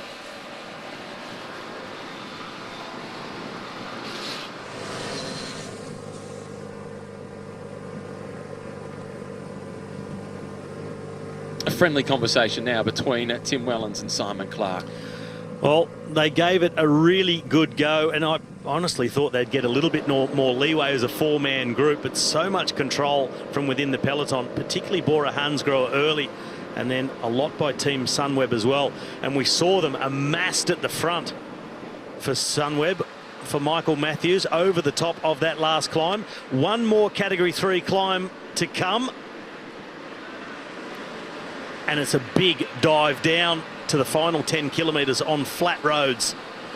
That final climb, the Côte de Saint-Chateau, 4.6 kilometres at an average of 6.1%, but a maximum gradient of 13%. So it's got some steep kickers towards the top, and it keeps going after the KOM. Drags up again, dips down a little, then kicks again. And you're riding across to the top, thinking, I thought I did the KOM. When am I getting this descent? And then it drops away underneath you. That is the sting in the tail. Sunweb are putting the pressure on the way down. They've got complete confidence in Michael Matthews. And they also don't want to underestimate Tom Scoins. Well, he really has fought for his career, Tom Scoins. He spent a couple of seasons riding with Le Pont Marseille, a team in the south of France, one of the key development squads. Then he had 2 seasons at the Hincapie Racing Development Team. A couple of years across at Cannondale Drapac before this year joining Trek Segafredo. Last year, I should say, he joined Trek Segafredo. Number 33 at the back of the group, that's Benoit Cosnefroy. He was in the first breakaway of the day. He had a crash on stage 1. He's had bandages on his chin, bandages on his elbow. Former under-23 world champion has bounced back well. He's made of stern stuff. And so is this man from Latvia, and he's the modern-day resurgence of Latvian cycling. You think back to in the 90s, Arvis Piziks, Kaspars Orzas, Danis Olzols. And a few lean years in between, but they've got some good young riders coming too, and they've got a couple of very good sprinters. Emils Lipins has been winning races. So I think they've got a couple more riders on the verge of taking a step up to a higher level of team and making it at this level of racing as Scoins is. And he's quickly approaching the final climb of the day, the Côte de Saint-Château. It's a climb of 4.5 kilometres in length. As Robbie spoke about it before, the sting is in the tail. There's an extra few kilometres at the top before the descent starts down into Colmar. The official top of the climb has them within 19.5 kilometres of the finish line, but the descent doesn't happen for another couple of kilometres after that. Mickey Shah at the back of the peloton there, wearing the red number as the most combative yesterday. The red number tomorrow will be worn by Tom Scoins. Bora Hansgrohe and Sunweb, the two teams doing all the pacemaking at the front, with the two pre-stage favourites, Peter Sagan, the triple world champion, and Michael Matthews, the one-time winner of the green jersey. Well, there's only been one opportunity for the last 7 years for anybody else to win the green jersey, when Peter Sagan was disqualified from the race in 2017. A decision that you didn't agree with. It involved the fall of Mark Cavendish. But Cavendish tried to squeeze up the inside. Through Turkheim. And just about to come down onto those flat roads and get off this descent. They'll turn left, and at that point, they'll only be a matter of about 6 kilometres from Colmar, and then they'll turn right and onto the final climb, which Topson Hagen, you got a feel for him. He's a man that we'd tip to be in the front group, fighting for the stage win today. A lot of work to do with the pace being set at the front, and that gap to Scoins, that's melting away. And for Edvald Boasson Hagen, it's going the wrong way. Even if he does rejoin, surely the engine's cooked for the sprint finish. He's good, but he can't be that good, yeah, can he? No, I don't think even if he can get back on, it's going to cost him so much energy. 10% section here for Tom Scoins, the grimace on the face. Not bothering to look back at the moment. And not interested in the support either. No, thank you very much. I'll do this on my own. Well, you've got to wonder what was being said also at that moment to draw a reaction from a guy who's been out there all day. Wouldn't take much to get on your nerves after an effort like that and the fatigue that he'd be feeling. Lilian Kalmajan from Total Direct Energy.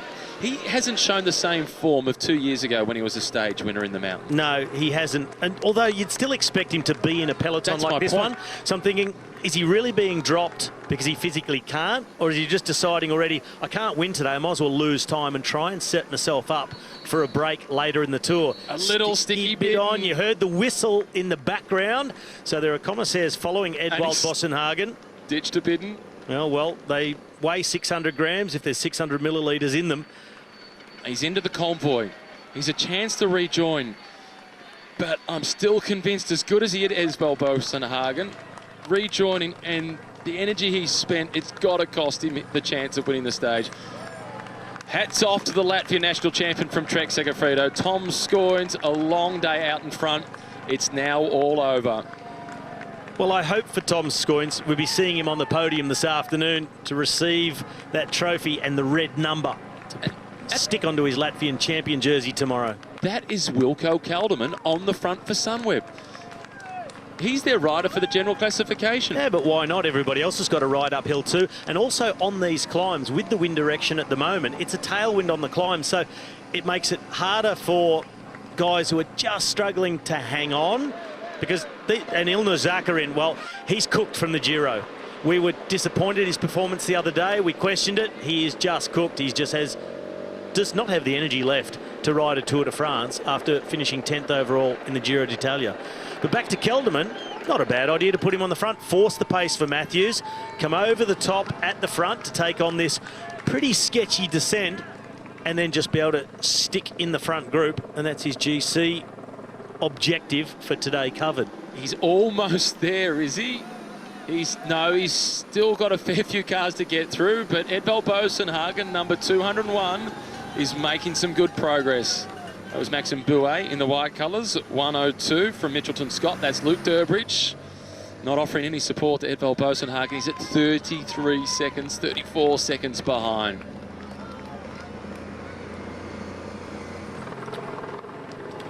When it's Kelderman setting the pace on the front, I don't see Boasson-Hagen being able to come back, unfortunately for him.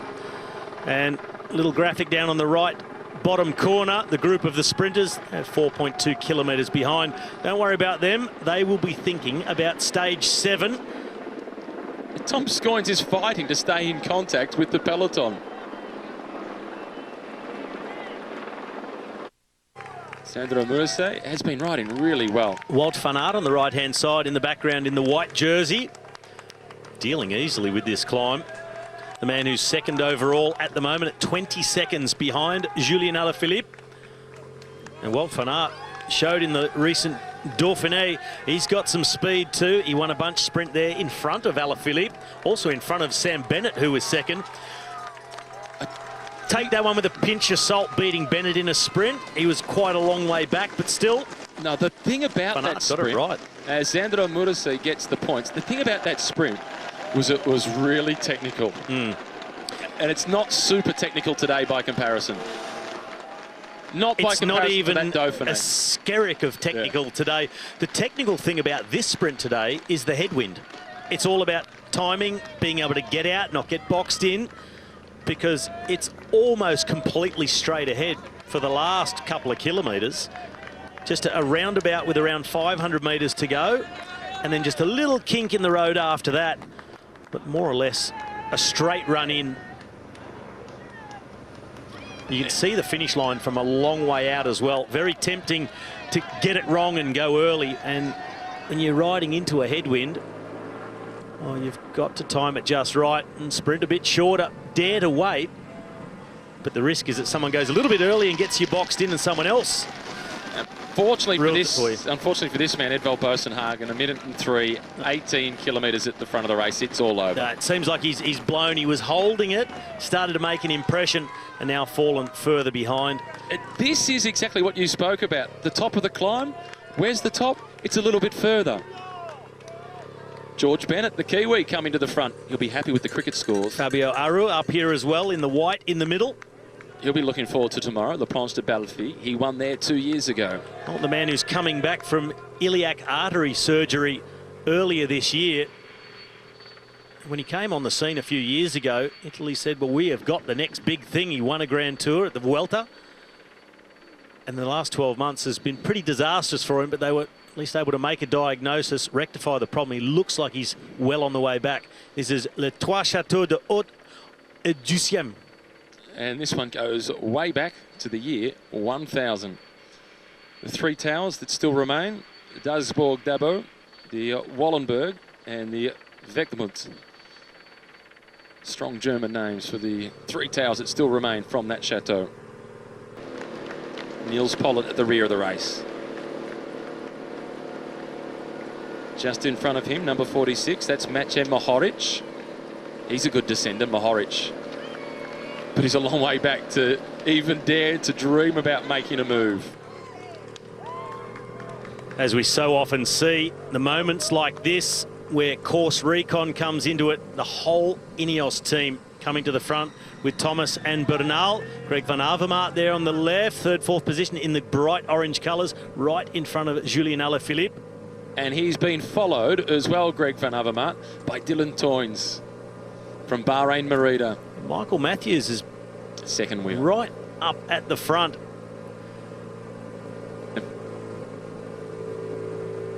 This is good by Sunweb. The white colours, the European champion, Matteo Trentin. He's the hope for Mitchelton Scott. But Sunweb have done all this work, setting the pace on the climb. They've gone through a few riders in the chase, along with Kees Bol, who wasn't going to make it over the climb anyway. But what happens when they get down from here and they've still got 10 kilometres to go and Matthews has just one teammate at his disposal?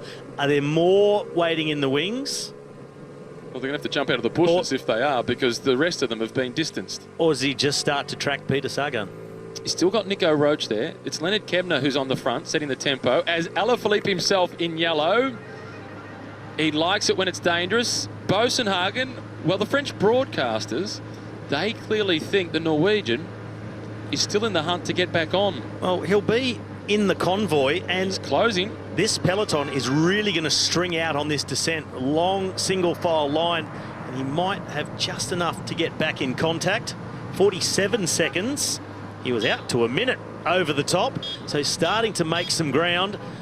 Ducking and weaving through the cars. It's dangerous. There's no margin for error. You also can't ride the ideal line. You've got to make your way around the cars. You're not really getting a big aerodynamic advantage in the slipstream. They're all on the brakes, but you can't take the corner on the ideal line. It's slowing him down. Yeah, this is one of the rare occasions where the convoy gets in the way as opposed to helping a rider return. But if they all pull over and leave a yawning gap and he doesn't quite get there, that's it. It's all over. So it's a necessary evil to have them there a little bit in your way, not taking an ideal line. Because if he can be close enough, he might be able to just surf the convoy onto the back of the group. And plus, they still need to be there in case they have to service one of their riders. Look how long the peloton is now. 14 kilometres remaining. Significantly, Robbie, that gap for Edvald Bosenhagen is to the front of the peloton, not the back of the peloton. They're coming back towards him. Rather than him closing in on the leaders, it's the rest of the peloton really coming back to him. Hopefully back far enough he can latch on. He'll be taking a few more risks on his way down. Well, that's almost the bottom of the descent that they're at now, at least the technical part. Guillaume Martin at the rear here, the philosophy master student. He's looking a little anxious. He's going to be in trouble when they come off the bottom of this descent. There's still a couple of corners through the village, and then that little crosswind section, that could be enough to pop him off the back of the group. Talk us through the red lights of the cars for Edvald Bosenhagen. You judge the corners on what you see the cars doing, and the brake lights have more intensity when they really stamp on the brakes. So you're watching how long they brake for, how hard they brake, and when they release the brake, because they can already see. You go off there and say, all right, I'm good to go through this one. I'll let it rip. And Astana indicating for Bosenhagen, letting him know, we'll get out of the way so we don't disrupt your line. Mitchelton Scott doing the same, and the following vehicle on the horn, letting the others know, Edvald is coming. Through this village, I think he'll get right up to the front of the convoy. I'd kind of like to see the commissaires have a bit of pity on him and just leave everything where it is. Andre Leduc was the first ever winner here in Colmar, way back in 1931. Here's a bit of trivia for you. Most people, logically the record books say that Brussels was the first stage finish of the Tour de France outside of France. Actually, it was in Metz back in 1905 when it was still part of German territory. It's now part of France though, so isn't classified as a stage finish outside of France anymore. There you go. The yellow jersey. We've all learned something. He is such a joy to watch, Julian Alaphilippe. And he just enjoys going downhill really fast. He's just having fun. He's not bothered that he's on the front, or that's not maybe the ideal position, or could be slipstreaming. Just lets it roll. Riding on the back of the Ineos train is Adam Yates, number 101, Jack Haig, number 103 just next to him, and then Peter Sagan coming through with Walt van Aert on his wheel, the men in green and white. Rain Taramay is still in there for Total Direct Energy. There's all no real pace. bunching up again. No all pace. bunching right back and up. this is who I think of when I say there's no pace, because Edvald Bosenhagen isn't slowing down. 36 seconds. It's not over until it's over. He just looks fast. This is one of those underdog moments. You just really want him to get back and see him get a result. It's still going to be tough. Still a couple of corners coming up through the next little village. And then it flattens out. That little bit of crosswind. He really needs to hope that they just keep this convoy intact. Near the top of the climb, I thought he was gone for good. But he wants to get back for good. And this could be Canterbury 2007 all over again. He's definitely a big chance because there's no one for them to chase. There's no breakaway. So it's not necessary for them to really wind it up. It's Sunweb just leading Michael Matthews to the finish. It's not like they have to catch anybody. So that lack of intensity is a good thing for Edvald Boasson-Hagen. He's on his way. He will rejoin, but does he have enough petrol tickets to contend for the stage finish? Simon Geschke at the back in the orange colours of CCC. 154 for the Cofidis team. That's Jesus Herrera. And the motorbikes are getting ready for the return of Edvald Boasson-Hagen. He's bunny hopping. He's put the brakes away. He's taking risks, but there's a lot at stake. Boasson-Hagen, the cars, they have to go past him. He now needs another team car to come around him. Hopefully his own team car has followed him up and is going to come and slot in between. Oh, he doesn't need to. They're on the brakes up the front, past the commissaires, neutral spares, then another commissaires car, and then the return is complete. But it's these moments they brake and then accelerate and leave him with a gap. He's not yet in the slipstream. Did you say you saw Michael Valgren at the back of the group? I did. Why isn't he waiting? Lack of communication. Why is he not waiting? There's Richie Port in the centre next to the fluoro colours of Wanty Group Gobert. Here's Boasson-Hagen and here is Valgren. Better late than never, but better earlier than late. In Valgren's defence, on the descent, there's not a lot he could have done for him. No, until this moment, there wasn't much he could do, to be honest, as being a bit facetious, but good to see now. And this is what he needs, someone to guide him past the peloton, get him back up and into position. It will be quite easy from now on, because the peloton, they're through, it will be. They're turning into a headwind. Okay. Well, your definition and my definition of easy are different. It's all relative. It will be a lot easier than it normally would. A lot of straight, wide open roads and a headwind. They're not chasing a break. It's the easiest passage he'll get to the front of a peloton. Witfoy, 8 times. Colmar, a stage finishing town for the Tour de France. Leonard Kamna still on the front, followed by Nico Roche. It's then Matteo Trentin. Bahrain Merida team. They moved forward on the right-hand side, and there's 2 of them. Couple of teammates of Greg Van Avermaet in the orange moving up towards the front. 2 kilometres remaining. Costa has now been caught. This is Max Schachmann now, the German national champion on the front. Van Aert White, the green of Sagan. Michael Matthews has now put himself behind Peter Sagan. Well, are they going to balk each other out of it? Because Sagan will know that Matthews is on the wheel. Matthews relying on Sagan taking him up and launching a sprint. Sagan will be reluctant to do that if they hang back for too long. Well, a guy like Wout van Aert, he might find something exactly to his liking. Still Sunweb at the front. It's Nico Roche this time. 1-2-4, that's Rui Costa, having just been caught. He now slips to the back and lives to fight another day. A good effort. It was a low percentage move into a headwind, long straight roads, but it was a good try nonetheless. Sunweb still on the front. Second wheel now, Max Schachmann, the teammate of Peter Sagan, who now moves up towards the front. Saw the gold helmet just next to him, Greg Van Avermaet. In front of Sagan is Daryl Impey. Behind him, Matteo Trentin. The other rider that's got himself to the front with 1 kilometre remaining is Jasper Stuyven. The Hulk has collected. Peter Sagan flexes his muscles in Colmar. Michael Matthews found himself way out of position as they came into the final straight. Daryl Impey with the lead out for Trentin, who went on the right-hand side of the road against Stuyven, and up the middle in green. Sagan, he gets his win in the Tour. He's back where he belongs. You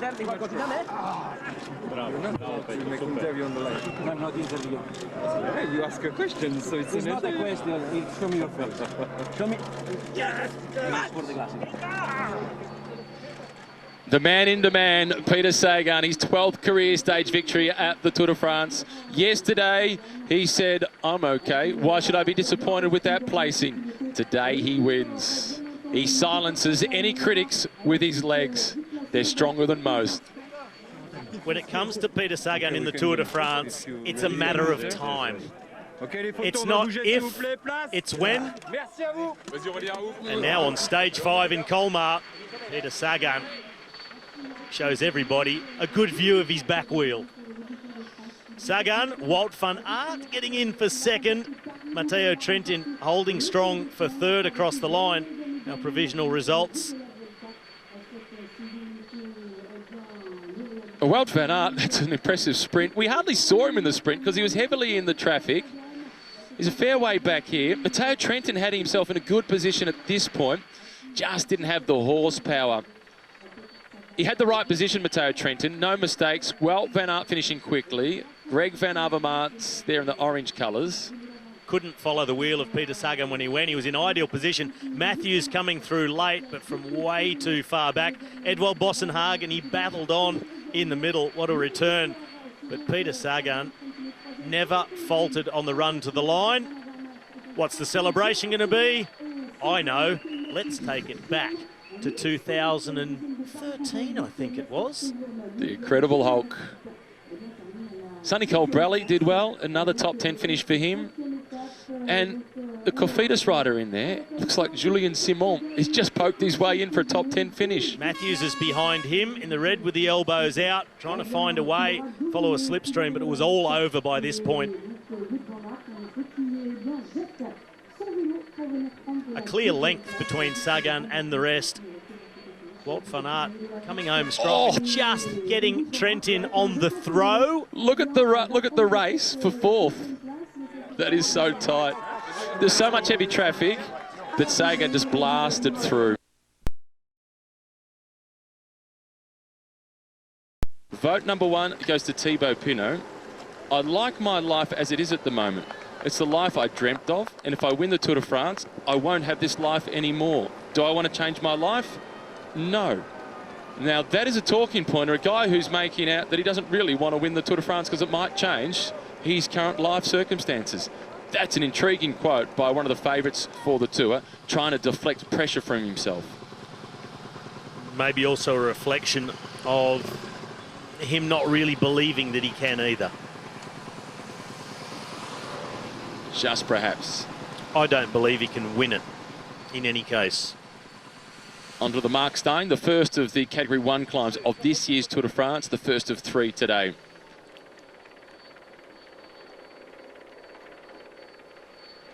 So let's take a look at the sprint once again between Michael Matthews and Peter Sagan before we give out the other votes in the hashtag Tour Media Medal. The first vote going to Thibaut Pinot. Take us through this sprint.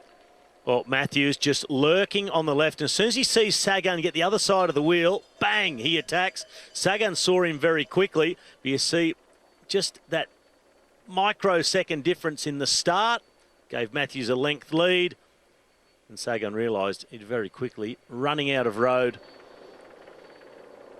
So sat up and just let it go.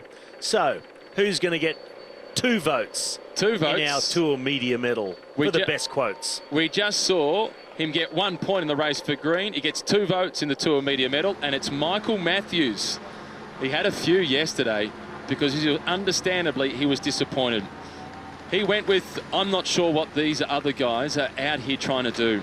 I think most of them should be in the boxing ring rather than a cycling race.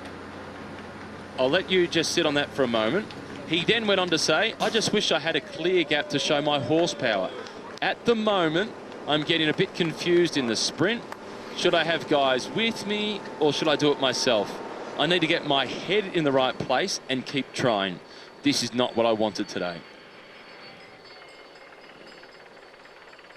The first part, that I'm not sure what these other guys are trying to do out here. We're trying to get the best result possible for themselves and their teammates. Up there working for their teammates.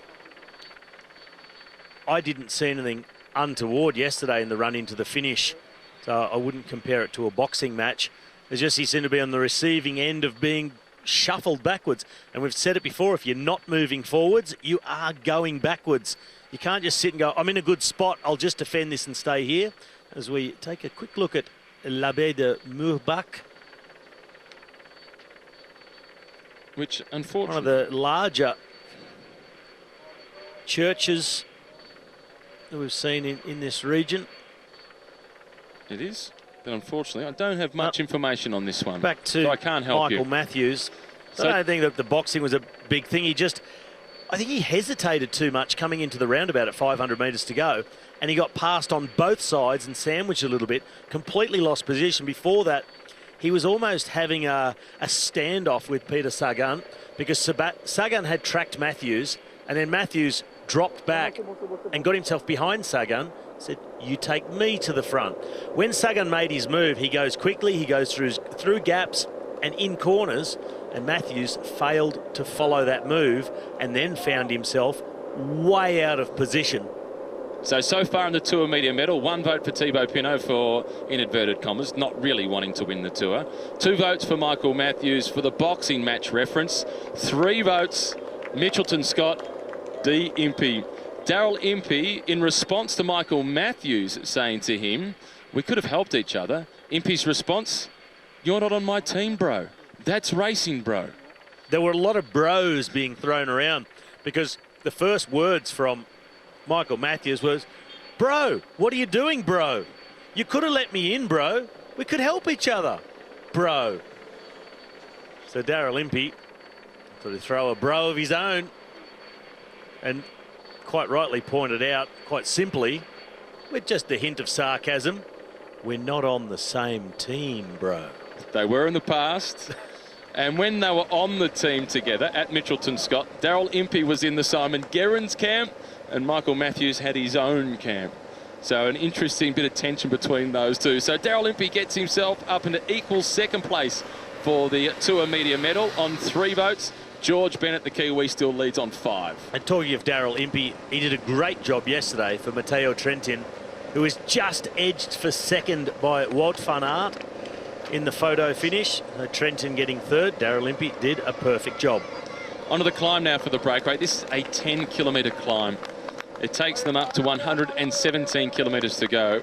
And number 215, Andre Greipel, is doing a brilliant job. The gap now out over 7 minutes. Our other daily awards, the disappointment of the day, Unsung Hero and the Bike IQ. The unsung hero that I'm going to go with that first. We sung his praises throughout the day, but I want to sing them again.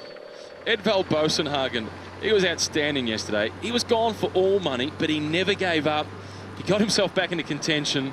Understandably so, he ran out of steam. 12th across the line in the end, but the fight that he showed, he rode the entire last climb on his own chasing, matched the peloton, lost a few more seconds, was outside a minute behind, and then just fought his way all the way back on, got himself to the front of the group. He was absolutely gassed by the time he got to the finish. It was a really valiant effort, and it was entertaining to watch and really appreciated the effort he put in. This road across the crest of the Vosges Mountains, this takes you to a little bit over 1,200 metres in altitude. The other one, the disappointment of the day, the award that we give each day as well. Michael Matthews declared it himself that it's him. He was really disappointed, and understandably so. But there are still so many good signs for Michael Matthews. He's riding really well. Yeah. He's climbing exceptionally well. He's sprinting fast. He just showed it in that intermediate sprint. He started just a fraction before Peter Sagan and had his measure. But you've got to do it when there's a lot more traffic around you. So he is rightly disappointed, and that gets him the disappointment of the day. Le Parc Naturel Régional de Ballon d'Alsace. And this regional nature park, this is celebrating 30 years have been classified as the park that it is. So one more to come. It's the Bike IQ move of the day, and I'll get you to talk us through this one, because I had it down as Peter Sagan with about 600 metres to go as they went through the not really tight corners, but it just switched it from one side to the other. He had Michael Matthews directly behind him at that point, and just did a little bit of a wriggle and a shimmy, shook Michael Matthews, and he stayed right at the front as Matthews got shuffled backwards. Just as they came into that roundabout where, when they had the barriers set up, it became a big chicane. He made his acceleration just coming into it to pick his position to come into the sprint, slid between 2 riders, and at the same time, Matthews was unsure about hitting it at that speed, and as a result went backwards. He got passed on the inside and on the outside. He was then suddenly 4 or 5 places behind Sagan, and that's when Sagan's sprint began off the back of the lead out of Daryl Impey for Matteo Trentin. All over. And those moves by Peter Sagan, pure instinct. That lunch on the side of the road looked nice. It would have been better yesterday with the weather that they were having 24 hours ago. This is getting a little sketchy. If the road is this wet on the way down, it's a good opportunity for the breakaway to take even more time on the peloton. I'm really impressed with Andre Greipel's climbing. He's sticking with this group, no problem. Yeah, well done from Greipel. They're not really smashing it up the climb. There's still a very long way to go. First climb of the day, a 7-minute gap. This is a gap they'll be thinking, this makes the stage winnable for us, because they'll know that thing I was talking about earlier with the descents and the no risk policy in the peloton. As Thomas De Gendt is winding up the tempo at the front, still 800 metres if the computer is correct to the top of the climb. Well, this is a long lead out, and maybe this is exactly what Tim Wellens needs to blunt the speed a little bit of Sandro Murisa, and the group is starting to splinter. Pascalon also having trouble. He's just in front of Niels Pollitt. Andre Greipel, he just needs to stay within seeing distance of this group, and he'll be able to get himself back on. The challenge then is it's the Cat 3. The challenge is they don't really descend for very long, and then it's on to the next climb, a Category 3 climb. It's blown apart completely. Wellens and Murisa sprinting off the front. The motorbike's having trouble catching up to see the winner. The speed of the motorbike, that highlights how quickly they're going. It's Wellens, and Murisa is into third. It's Ciccone in second position. Ciccone definitely interested in the mountain points, but the lead-out work from Thomas De Gendt, that did burn the fast legs of Sandro Murisa enough that Wellens was able to go on with it. That was one of the longest KOM sprints I've ever seen. And it shows what you spoke about earlier, the bond and the strength of the relationship between Wellens and De Gendt. Thomas De Gendt has won this classification in the past. He's sacrificing himself for his good friend and his teammate, Tim Wellens. This guy, though, 133 Ciccone, he won that classification at the Giro d'Italia this year. Big Coney's back, Niels Pollitt. He's survived that first climb and survived it well.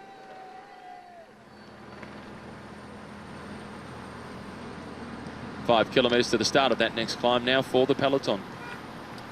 That next climb, as we said before, just a Category 3 climb, although it is the highest point of the race at 1,336 metres above sea level, but it's just a 1.3 kilometre section uphill, but at 9%. That is steep. Now it's the entire Deceuninck Quick-Step team at the front, and Ineos making a clear statement they don't want the yellow jersey today by staying out of the way. Just 2 points on offer at the top of this climb, yet Thomas De Gendt already has gone to the front to ride in support of the leader of the King of the Mountains classification, Tim Wellens. I think Andre Greipel would really like to be able to get over the next Category 2 climb, stick with them through the next valley, through the feed zone, and onto the foot of the second Category 1 climb of the day, to the Ballon d'Alsace. And at that point, he could just ride his own tempo, not bother about suffering anymore. Save his legs for tomorrow. See if he can get himself a result in one of these bunch sprints. But this final climb to La Planche de Belleville, no matter how slow you go, you will suffer. It's just degrees of suffering on this last climb. You rode it today. Bring back some bad memories? No, it was actually quite fine. I was really happy that at the start of this Tour de France, I went and visited the guys from SRAM who look after me for all my components on my bike, and they said, chain looks a bit dirty, we'll put a new one on. But I had asked them, I said, listen, I'm running a 53.39. I feel like I'm a bit over geared. Maybe I should either change to a semi-compact on the front or get a cassette with a bit more range. I'll tell you what, I'm really glad they put on the long throw derailleur and a cassette on the back with a 32 cog. So I was running 39.32 up the climb, and my level of suffering was about a 2 out of 10. Really? Enjoyed the day? I didn't threaten anybody's Strava, but it was really nice riding up the climb today, but really steep pinches. That's the thing, when you ride your own pace, it's fine. And Andre Greipel will get to do that at the back end of today's stage. Thomas De Gendt, though, he's still at the front. leading them towards the top of the climb. This is only a Category 3 climb, so only the first two riders collecting points, and Tim Wellens is letting the gap open up to Thomas De Gendt to give De Gendt a chance to get a few points and move up the leaderboard. That has forced Ciccone to do the chasing, and a smart move by Tim Wellens. No point in doing a big sprint for just the 1 point. So Wellens is saving energy for the next big climbs to come. That's intelligent. Puts himself in contention for the Bike IQ Award tomorrow. Oh, Ciccone still coming at him. Be nice to see what's happening, and it's De Gendt who gets there. Ciccone in second. There's a big sprint by Ciccone for just the 1 point. Yeah, and De Gendt was looking back, just gauging his effort, also looking him in the eye as if to say, "You're not going to catch me." And now the rest of the breakaway group, they just cruise over the top, led by Benoit Cosnefroy, but no points for him in the race for the King of the Mountains classification. Pascalon, Pollitt and Greipel, good news for them. They don't have to chase on the descent. They can relax for the rest of the day. Great outcome.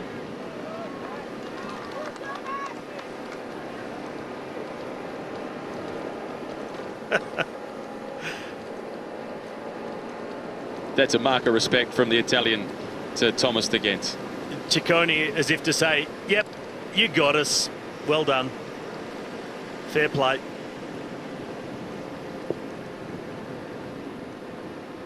First appearance of the Tour de France for Ciccone. Rode so well in the Giro d'Italia when he finished in 16th position overall. The entire De Koenig Quickstep team at the front as Ineos still wait patiently, and wisely so. There's Egan Bernal putting on his jacket, just getting ready for the descent once they go over the top of this climb, and they're not too far away from doing so.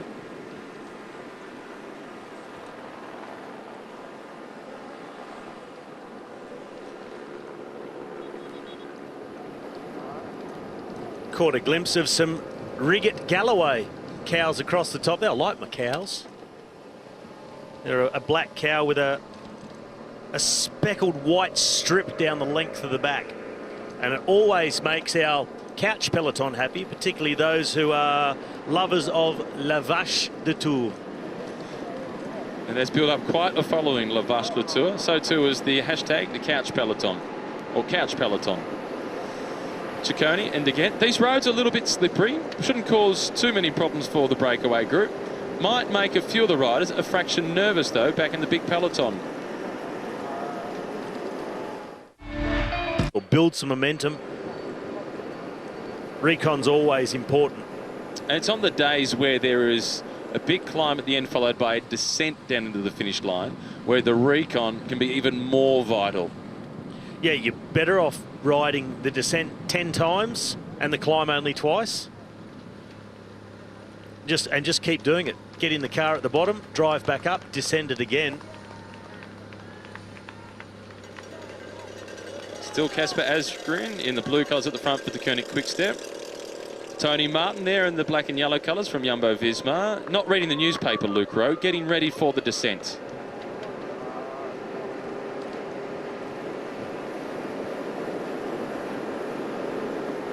Still maintaining that little gap over their breakaway companions, Ciccone and De Gendt.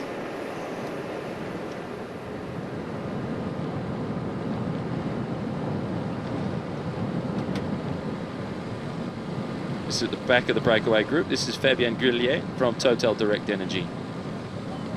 Giving a bit more distance through these greasy corners. And he looks uncomfortable the way he was leaning out through that one.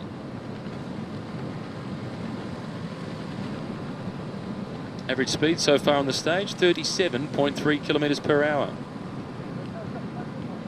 That's after the first hour of racing.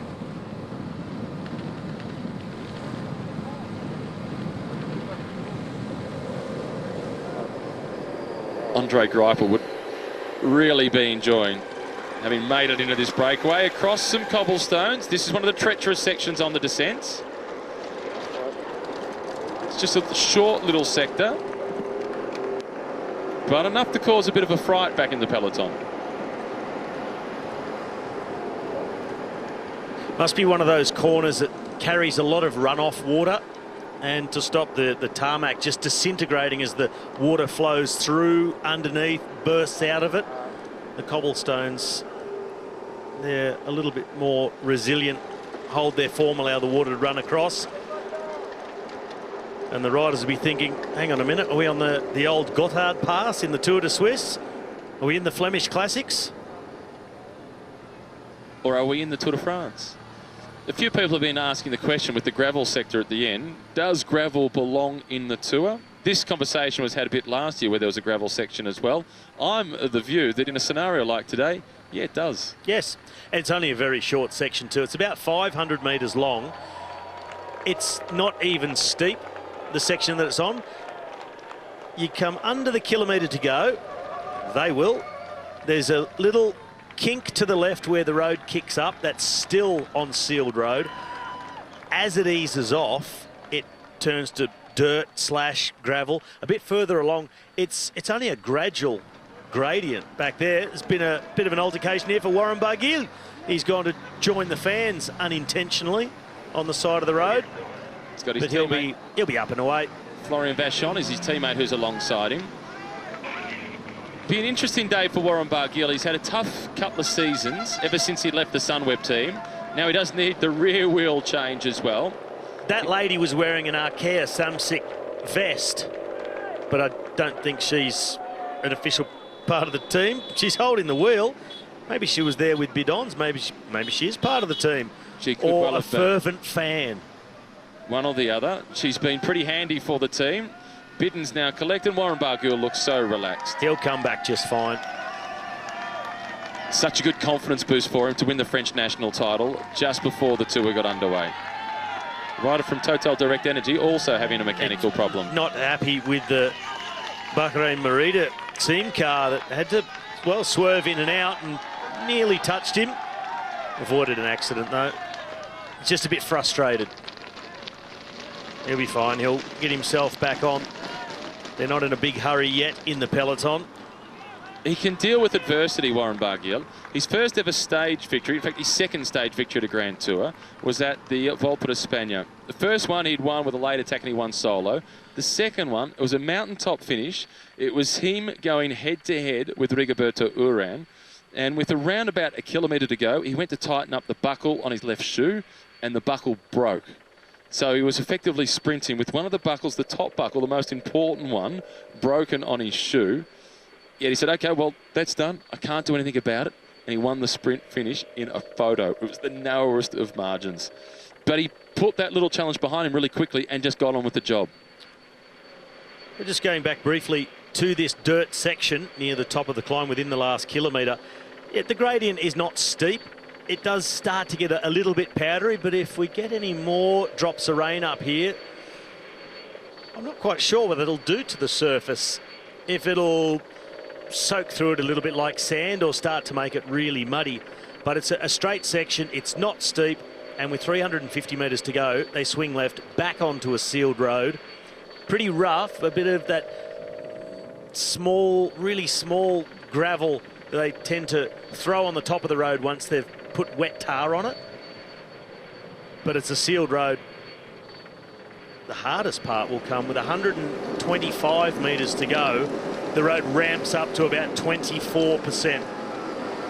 Before the stage got underway today, Chris Froome, he tweeted about the memories of his first ever Tour de France stage victory here at La Planche de Belleville, and that he is suffering from the fear of missing out today, but wished his teammates all the best.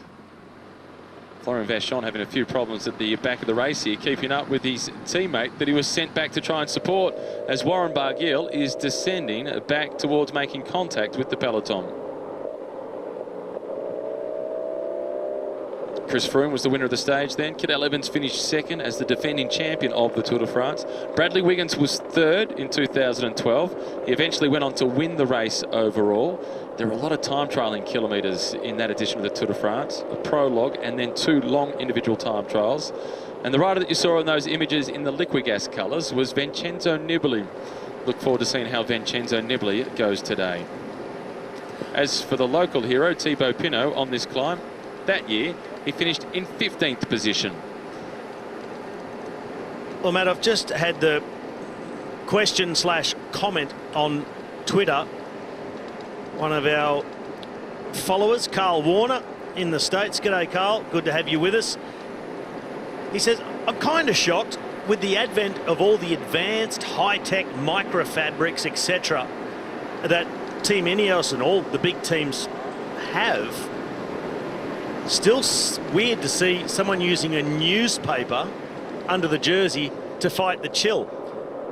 Yes, they have access to all the latest high-tech and expensive materials, but look at it this way.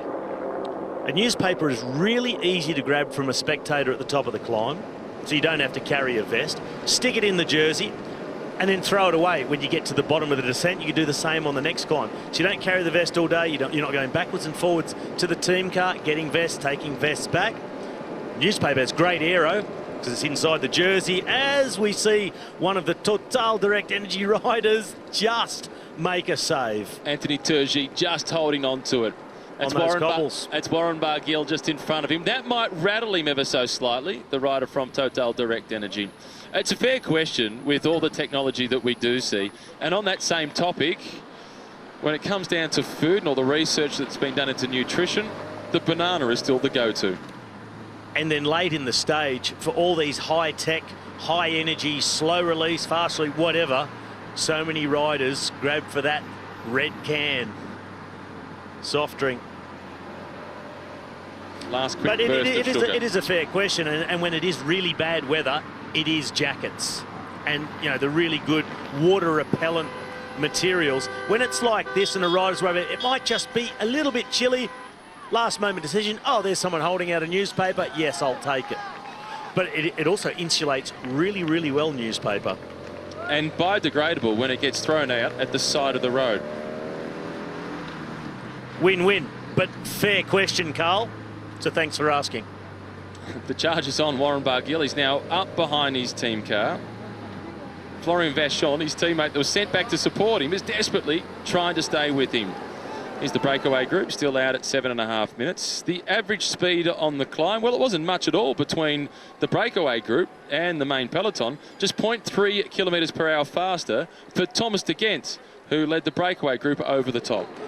I think that had almost come down to that last 1.8 kilometres where De Gendt went on the front to lead out Tim Wellens. So roughly even Stevens for the two groups. And that time gap fairly stable. 7.5 minutes. And already under 100 kilometres to go on this 160 kilometre stage. Incredibly fast start.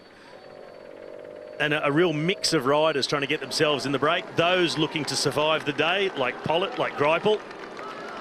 And those with a real chance of winning the stage. Ciccone, Dylan Teuns, who has not got involved in those sprints for the mountain points. Then you've got, of course, Tim Wellens, twofold. He really wants to extend his lead in the King of the Mountains competition. Here he is on the front in the polka dots. But he'll also believe he can win this stage in the right circumstances. But I think Wellens and De Gendt, being such good friends the way they're working together already,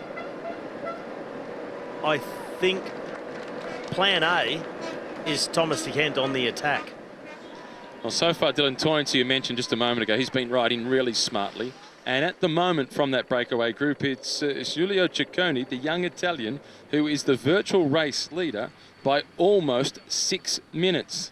So he's got a big buffer up. He's gone over a few categorised climbs, the first Category 1 climb of this year's race.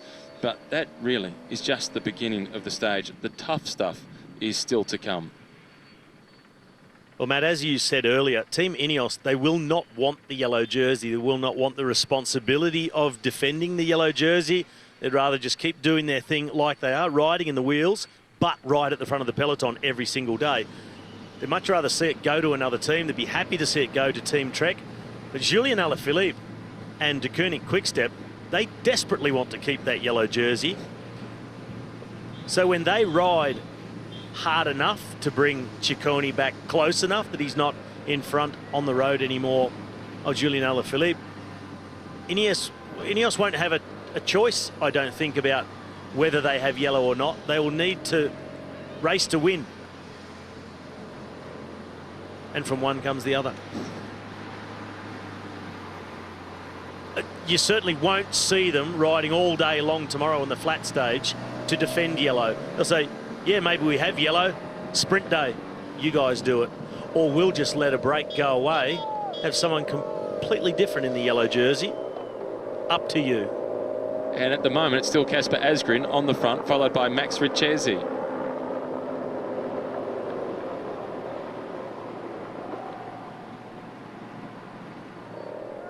And congratulations to Graham Brown and Brooke, parents for Brooke for the first time recently, and for Graham once again. Graham, no doubt, staying up in Western Australia, watching the race, certainly enjoying the sprint stages.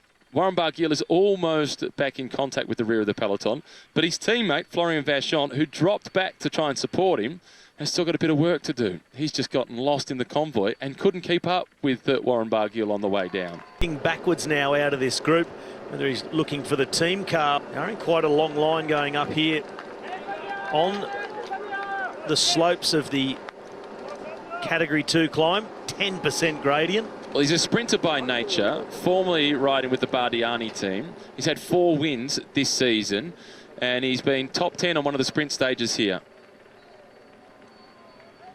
Andre Greipel still holding strong in that Group 2. His aim would to be stay with them over the Category 2, get a free ride through the next valley. Then he can hit the eject button whenever he wants because he's safe. Well, we've spoken about the yellow jersey and the virtual race leader being Giulio Ciccone in the breakaway. He's also the virtual race leader now in the battle for the white jersey. He's the best young rider.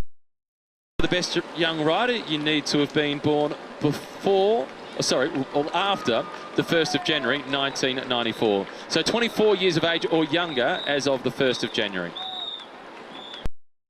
Age of the race tomorrow, 230 kilometres, predominantly flat, ideal for the sprinters.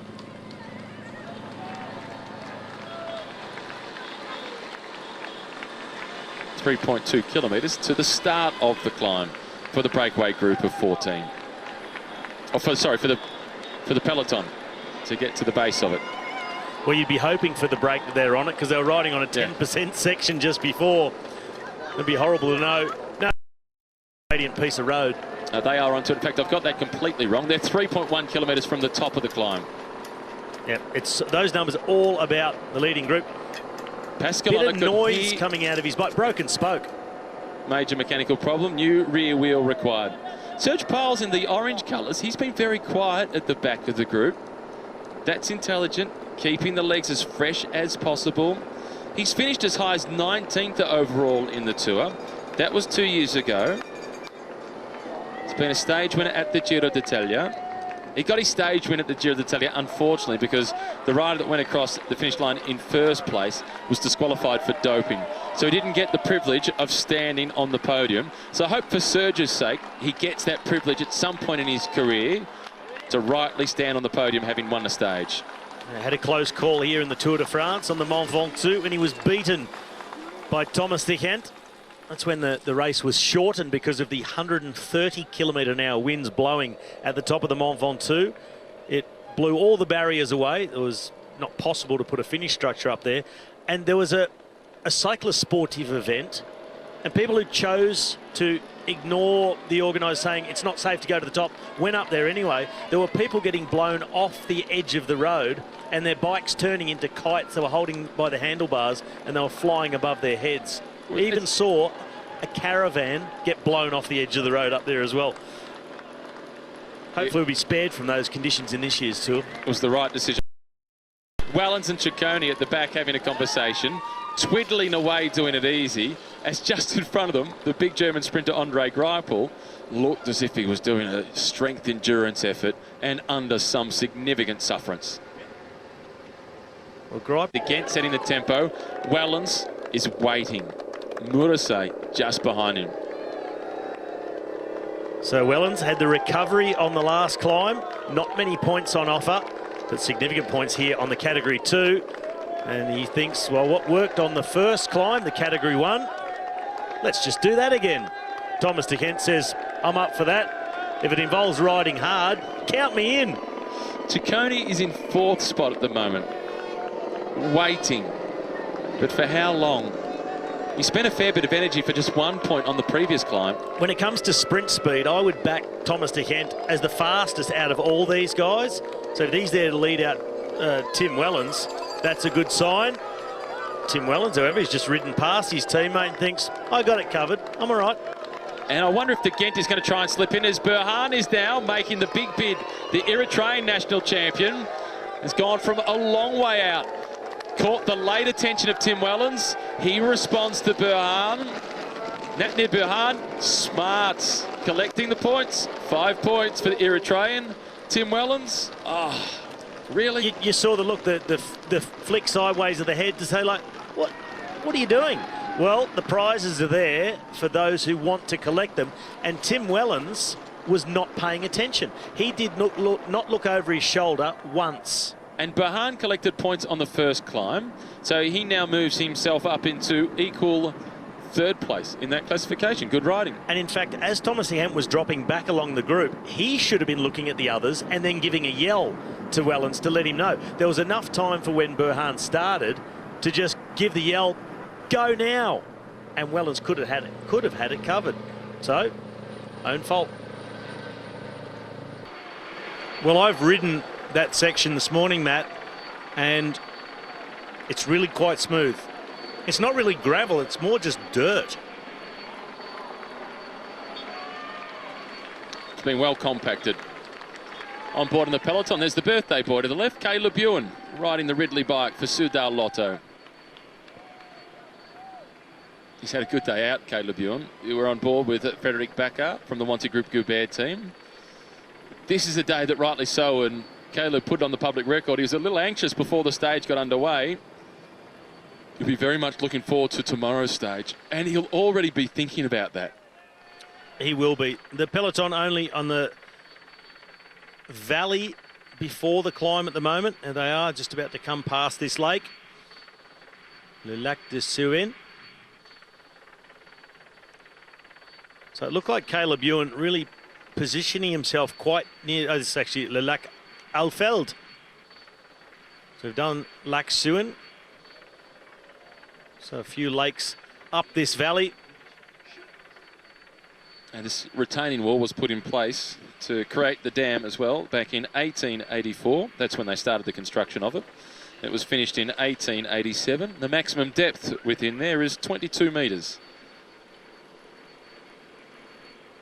It regulates the flooding when keeping part of the water from the river that flows into here. Well, here goes Christophe Laporte. He's being distanced now. Yeah, this is the first sign of the tempo perhaps increasing in the peloton. He's got the onboard camera with him as well. We saw some footage from inside the peloton from Christophe Laporte early in the stage today.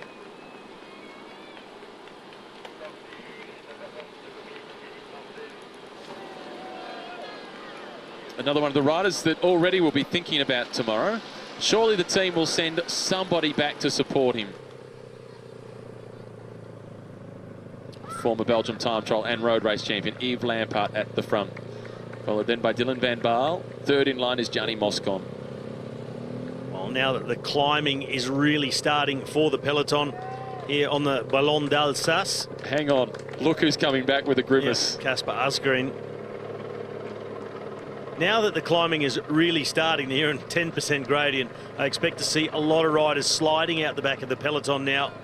They'll feel quite safe about going out the back with around 60 kilometres to go, or at least that's what it is for our leaders. The peloton, I would think, with 8 minutes 16 and being on the climb, they're probably about 3 kilometres behind. Tim Wellens is looking forward to getting through the next 6 kilometres to collect more points for the King of the Mountains jersey. That's the plan, at least. This is Andrea Pascalon. And number 84, the big favourite for tomorrow, Dylan Groenewegen. Riding with him is another one of the sprinters, Jens de Busche, former Belgium national champion. So the sprinters starting to get distance. Seen Laporte, now Groenewegen, de Busche. And there'll be plenty more coming backwards pretty soon. All those riders with their thoughts on tomorrow, that longest stage of this Tour de France, 230 kilometres they have to cover tomorrow. They'll be travelling to the southwest down to Chalon-sur-Saône. It's a town that a lot of the riders in this race will know because it's featured pretty regularly in the last 10 years in Paris-Nice. The Irishman Sam Bennett has won there in the past, but Sam Bennett hasn't been able to get himself a start in the Tour this year because he rides for Bora Hansgrohe, which for the sprints is focusing, understandably so, on Peter Sagan. He didn't get to ride the Giro either. And unlikely to start The Vuelta. Stacked with sprinters in that team. Rumoured to be moving teams at the end of the season across the Deceuninck Quick-Step to replace Elia Viviani if the rumour comes true that he's leaving to go to the French squad of Cofidis. 1:42, Nicky Assant, he's a big man, 77 kilograms. That's no climbing physique, but he is climbing exceptionally well. Well, he's shown he's got it in him to get over some fairly decent hills. As you mentioned a little bit earlier, winner of the Cadel Evans Great Ocean Road Race. Shorter, punchier climbs, but he's got a big engine. Rides a good time trial as well. Much like Marcel Kittel and John Degenkolb, a really good time trialist throughout the junior ranks. Number 196, that is Johan Alfredo. He's been in a couple of breakaways already.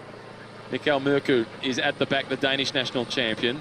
He's done it. He's returned to the front. Kasper Asgreen has gone to the front once again. He can't get enough.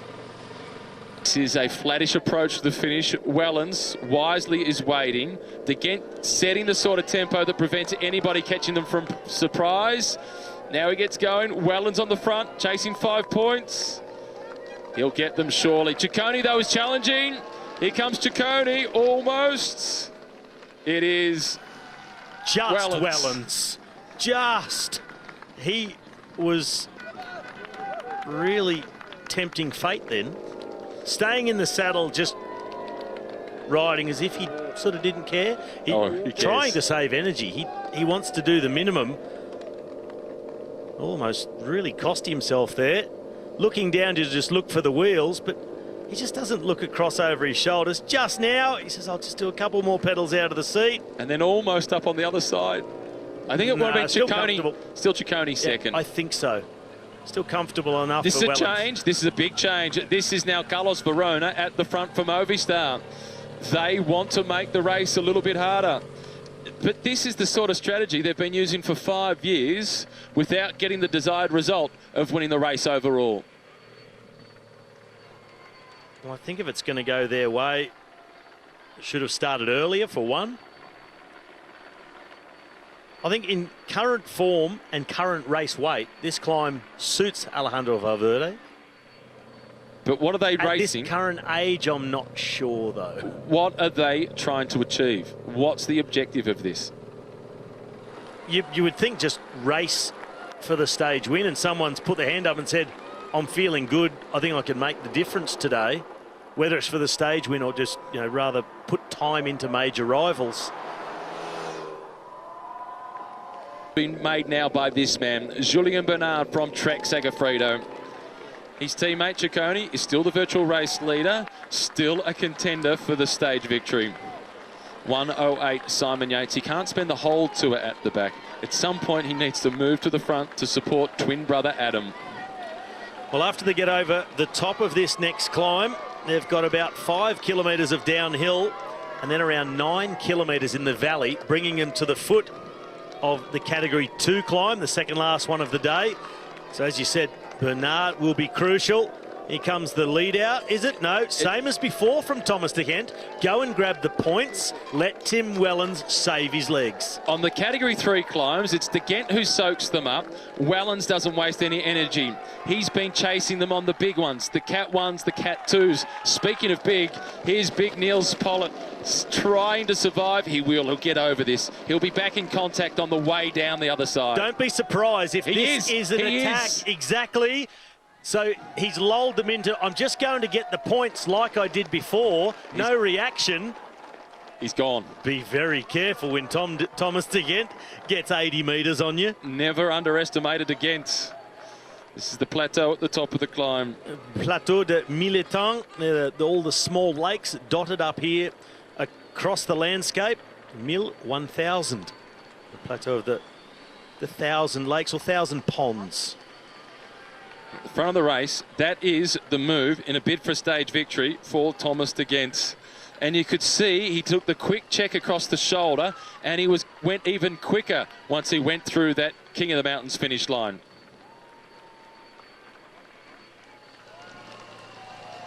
Oliveira on the front for Movistar. They've got just about their full contingent there now. The yellow jersey of Julian Alaphilippe starting to follow the train of Bahrain Merida. This is at the rear end of the peloton, number 64. This is Imanol Iveti, one of the few non-climbers on the Movistar team. He's probably, in fact, the only guy you would classify as a non-climber.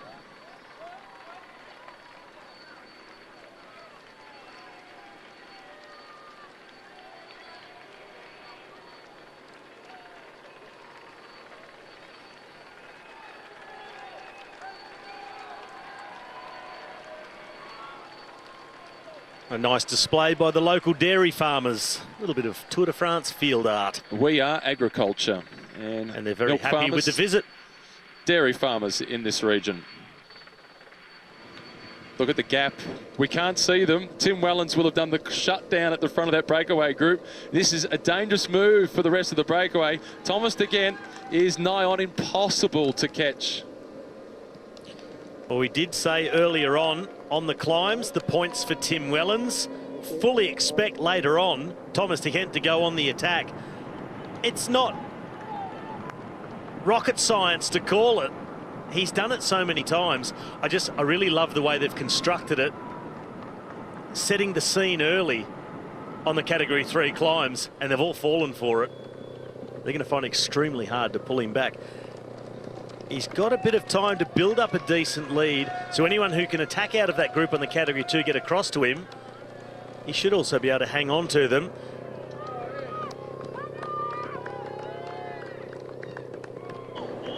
Let's take a look back at the race so far. The breakaway, they went right at the start. Julien Bernard was the rider that really started to drive things early to get a breakaway group of 14 riders established off the front. Tim Wellens led them over the first of the climbs of the day, the first Category 1 climb in this year's race. Ciccone from Trek Segafredo, the winner of the King of the Mountains classification at the Giro d'Italia. He was soaking up the minor placings. Thomas de Gendt over the smaller climbs getting points. Natnir Burhan, the Eritrean national champion, also putting himself further up the leaderboard for the polka dot jersey, catching Tim Wellens by surprise on that occasion. Maximum lead for the breakaway was out to just over 8 minutes as they went over the top of the Ballon d'Alsace. It was Wellens once again extending his lead, and then this most recently was the move by Thomas de Gendt. Such a smart move by Thomas de Gendt, and a strong move. And the other big advantage, of course, is now Tim Wellens just gets to sit on.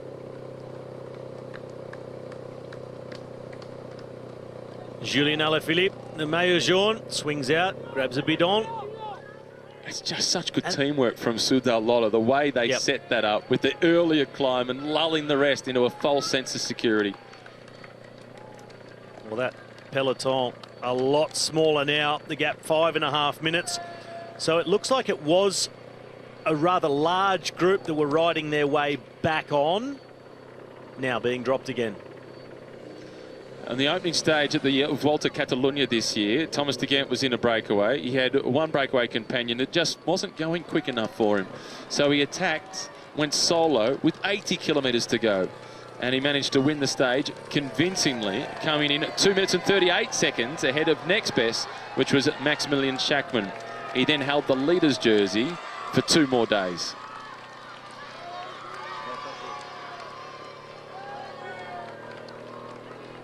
I think if the gradients weren't so steep, I'd give Thomas de Gendt a really high chance of staying away and winning the stage, but he's a little more vulnerable on the really steep climbs. Just got to see how much he's allowed, it's a bit harsh, how much he can force that gap to open between himself and the chasing group. Hats off to Andre Greipel. Good move. He's given himself a stress-free day by being off the front. Already most of the sprinters have been dropped by this point. Andre Greipel will just be able to cruise his way to the finish.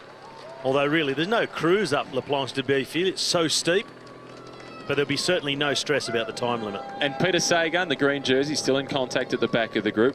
Luke Rowe trying to force his way forward for Ineos to keep Geraint Thomas, who's directly behind him, safe on this descent. Bora Hansgrohe doing the same for Manuel Buchmann. Bahrain Merida likewise for Vincenzo Nibali, the man who won on this final climb 5 years ago as he was on his way to collect the yellow jersey and defend it all the way through to Paris.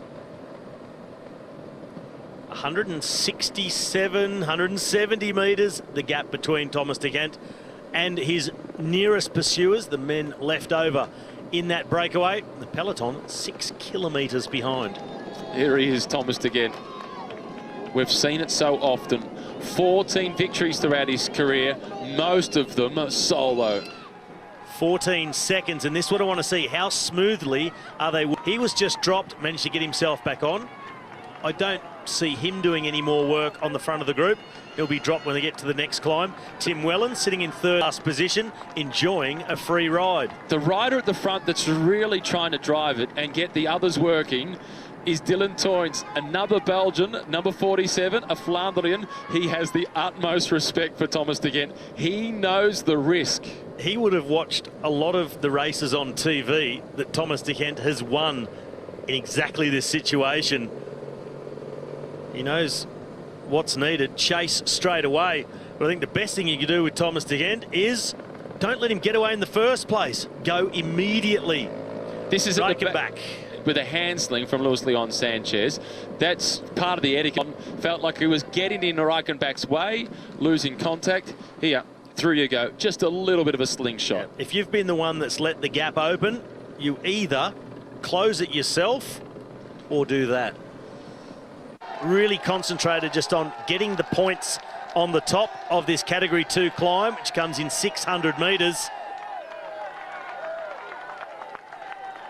And 3 of these 4 have been keen to get the points throughout the day. Murisa just got a little gap in front of him to the wheel of Wellens. Dylan Toynes is the only one not worried about the King of the Mountains points.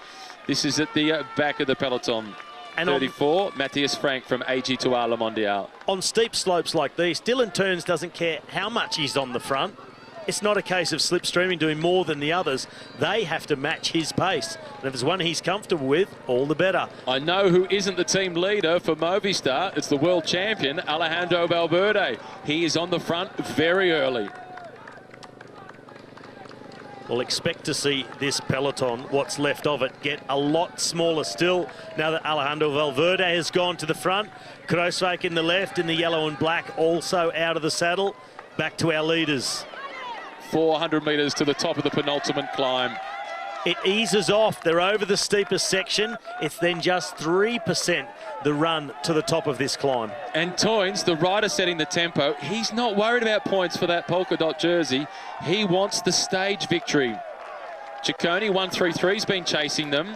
Wellens, he's got the jersey and he wants more. The body language of Wellens says he will not win this stage. He won't beat them on the top of La Planche Belleville. He's just hanging on with everything he's got for the points. And Dylan Toynes accelerates at the top of the climb. Not quite creating a gap, but putting the pressure on. He's onto the big chain ring, sprinting over the top, as this is one of those moments where you cannot afford to lose momentum. Ciccone with the points. They are the 2 best climbers in the group, the ones with the most punch still left in the legs. Wellens, there was nothing more he could do, and Murisa, he'll be happy that he's just still there. And he is, Murisa, just at the back of the group. One more downhill, one more uphill is all that is left of this stage. The time gap already now at 4 minutes, and they're not yet at the foot, but at least they should be able to maintain quite a bit of that, because this is a fast downhill. Could they even gain some time on the way down? Well, they've got 10 kilometres to do it on the downhill. It is a long one. You see the bumpy roads as well. So maybe back in the peloton, not taking too many risks. And this group stands a chance of opening it back up. Now, at the moment, nobody wants to do a turn on the front. Castroviejo's been dropped, so Ineos, they've lost Weltpals, they've lost Jonathan Castroviejo. Dylan Toynes again at the front. He couldn't get the cohesion out of the others, so he is forcing the pressure on with 18 kilometres remaining. He will also realise they'll need every bit of this 4 minutes if they are going to survive to the finish. I thought 4 minutes would be enough earlier on. I'm not sure it will be. Even if they do have that 4 minutes, it could still be touch and go. Julien Bernard can collect some water bottles from the team car, although Richie's going to get them from a soigneur on the side of the road. And that brief moment in the Valley Road, Julien Bernard will be there to support Richie Porte. Valverde, followed by Marc Soler, then Mikel Landa. Next in line is Nairo Quintana. That's the contingent of 4 from Movistar. And the yellow jersey, Julian Alaphilippe, has got fight written all over his face. 4:08. 4:08. It's on. It is going to be really, really close. In fact, from the top of here, it's just an 8-kilometre downhill. 6, because they got a little bit of valley before they hit the bottom of La Planche de Bellevue, and immediately it kicks up at 13%, backs off to 11, and stays at about that. Ciccone and Toynes, the 2 riders at the front that look like they're the most optimistic. The other 2, Wellens and Murussi, look as if they're just surviving. Based on the acceleration at the top and the body language of the 2 riders in 3rd and 4th position here, it'll be the front 2 who are fighting it out.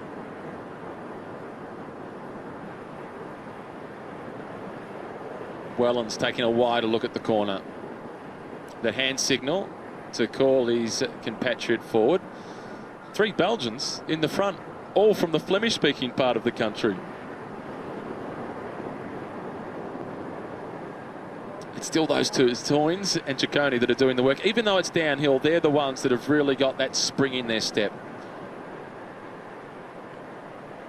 Well, you would expect that Tim Wellens would run out of energy today and be dropped by the fresher riders. He's been in the break yesterday.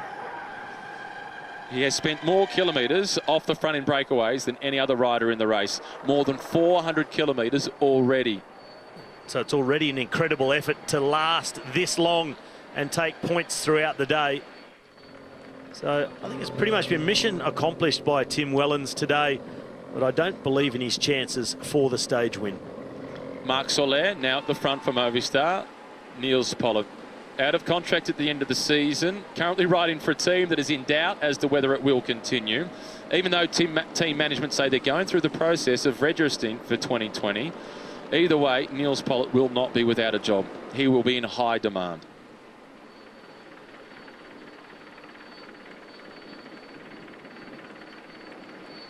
I'm sure the team would like to keep him if they can continue next season. Tightening up the shoes is the yellow jersey, Julian Alaphilippe, followed by his teammates, Enric Mas, the 2nd place finisher from last year's Tour of Spain. You've ridden it, Robbie. These are the numbers for La Planche de Belleville. Take us through it and just how brutal it is. Well, as I just said, it kicks up at 13% immediately. You get little sections where it just backs off. You can go up a gear or 2, create a little bit of momentum, or just save your legs somewhat before it just gets so steep again. It's not a regular climb. It's with kicks and punches all the way to the top. 20% section lower down, and look at that one at the top. 24% through the last 150 metres. It is a tough climb. It's finished up here 3 times in the past, but this is a slightly new destination, an extra kilometre just for good measure. Let's say there's a group of 10 together at 150 metres to go. There'll be time gaps. It is so steep, there'll be time gaps, and quite possibly none of them will be on the same time at the finish line. Yes, that's true. Absolutely true. That's how steep it is. I rode up it sitting down, and my front wheel was coming off the ground. What's the gear ratio? Clamp-ons and rope. It is a genuine climb. Still 4:05. There's still a chance. They deserve to win it. One of them at least. At the back, number 136, that's Bauke Mollema. a big helper for Richie Port once they get into the mountains. This is one of them. He was good this year at the Giro d'Italia. Jonathan Casoviejo, number 3 at the back, made his way back onto the peloton, but really little to no time to do anything of meaning for the team. They're almost at the bottom of the descent. The final climb, 7 kilometres long. So they come off the descent, a very short piece, which takes them up the valley road before they're straight onto the foot of the climb. That's where the breakaway find themselves now. Our 4 leaders with 4 minutes and 8 seconds. Giulio Ciccone on the front, Dylan Teuns, Sandro Murisa and Tim Wellens asking for assistance from behind. 3 kilometres to the start of the climb, 10 kilometres to the finish line. 4:07 is the gap. Robbie McEwen said they need 4:05. And this is where they're going to lose a lot of time. Anybody left in the bunch as a domestique, their finish line is the bottom of the climb. They're just going to rip out as much time from these guys as they can. They're not without a chance, but it's starting to swing in the favour of the climbers in the peloton. And I'm wondering... No time to look at each other anymore. Dylan Teuns, he's already realised it a number of kilometres ago. You get on a climb like this, you don't worry about Sandro Murisa and Tim Wellens, whether they can come to the front or not and do a turn. It doesn't matter. You've almost got to ride a time trial and the others can follow you, or they can't. It's Ciccone that goes to the front.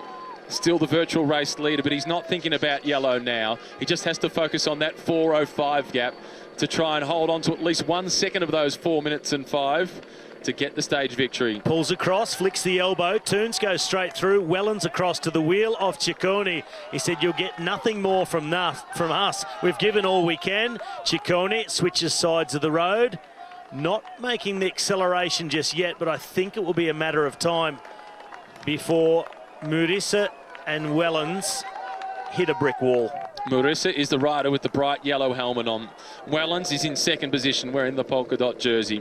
Ciccone, a stage winner this year at the Tour of Italy, and recovered so well they figured, let's take you to the Tour. It's turning out like it's a good decision. Well, Dylan, he will still be the leader of the King of the Mountains classification, and today he has extended his advantage. well, no surprise to see Wellens go out the back after what he's done over the last couple of days, off the front of the race in breakaways, hunting those points. Murisa now also starting to get gapped. Ciccone pushing the pace. They've still got more than 3 minutes.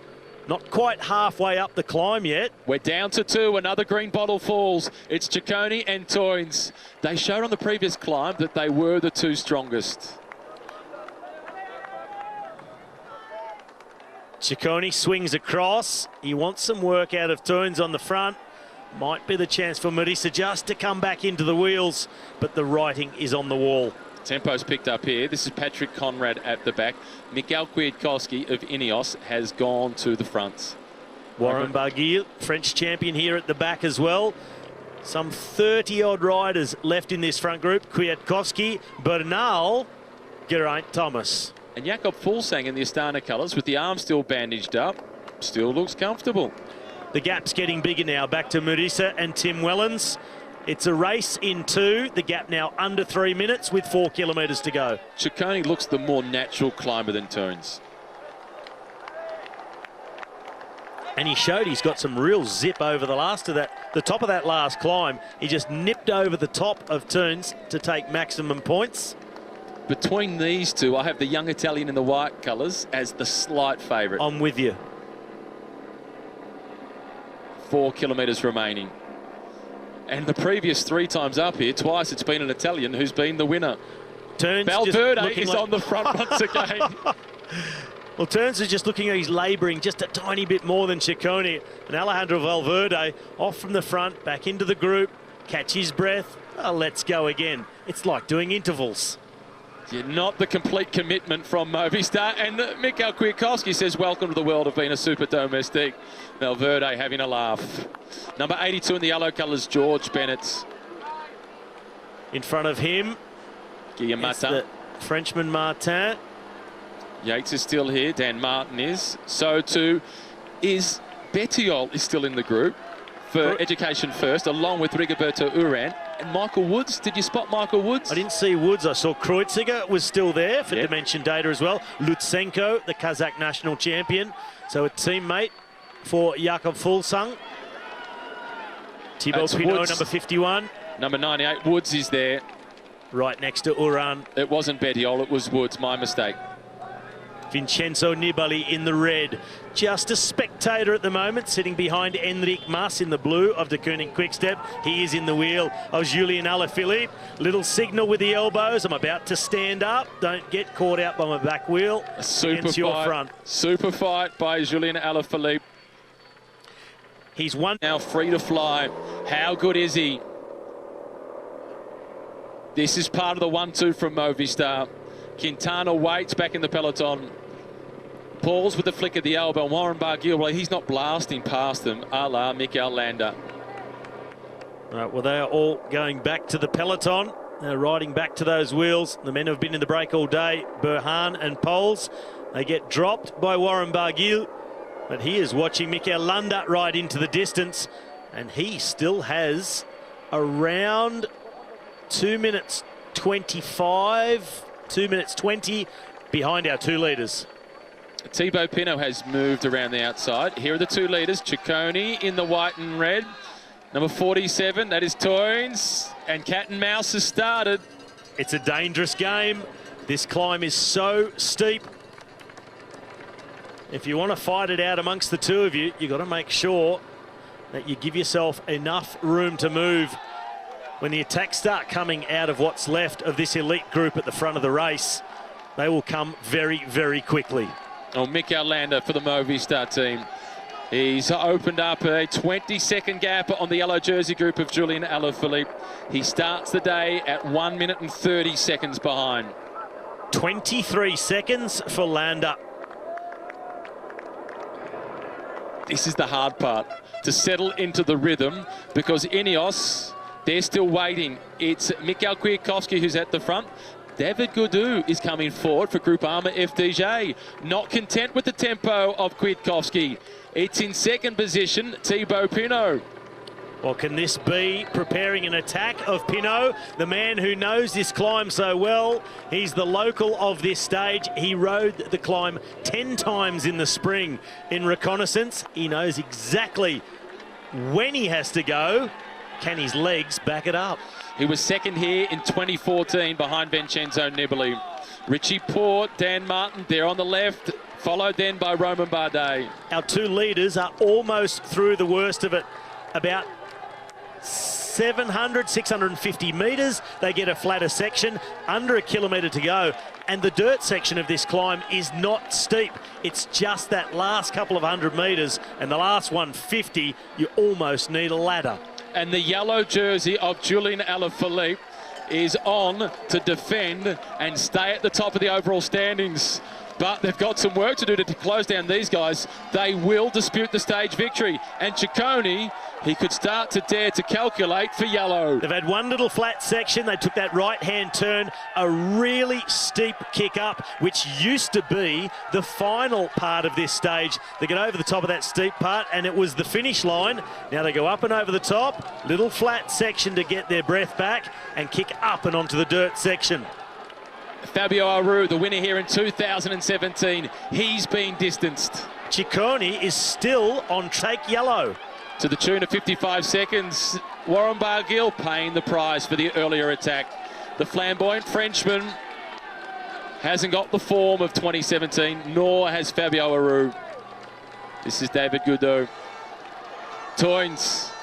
This section here is also over 20%. It is terribly, terribly hard. Turns riding straight. Ciccone, he's just checking back. He doesn't want a surprise from behind. All that paint love for Thibaut Pinot. It went for about 100 metres with the name Pinot, Pinot, Pinot.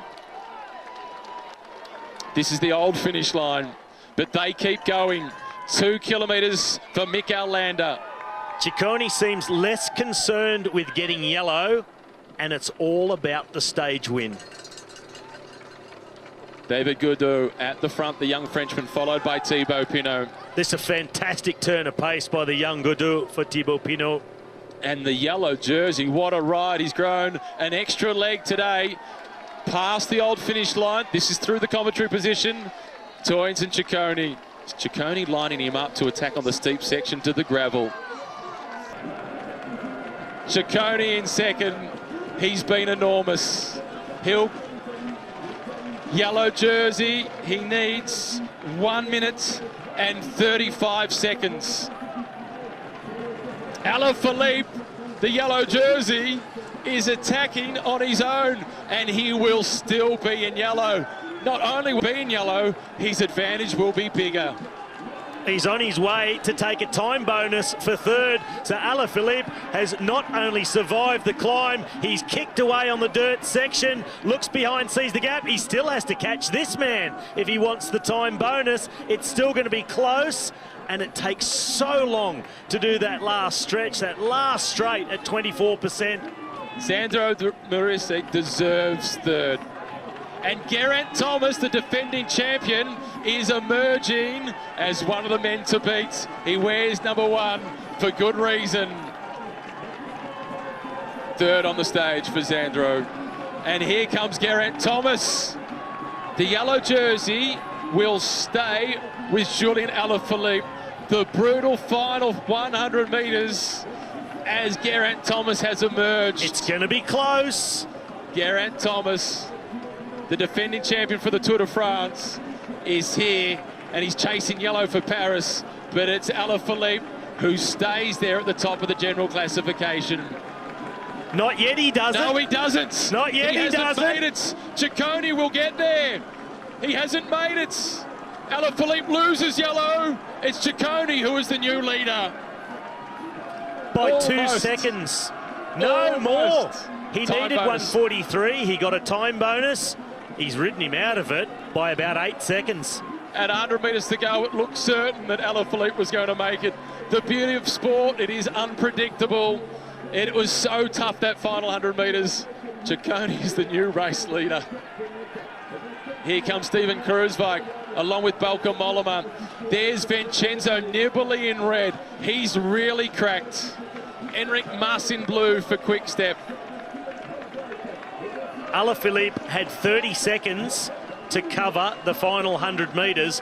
The television pictures do not do this justice, how steep it is.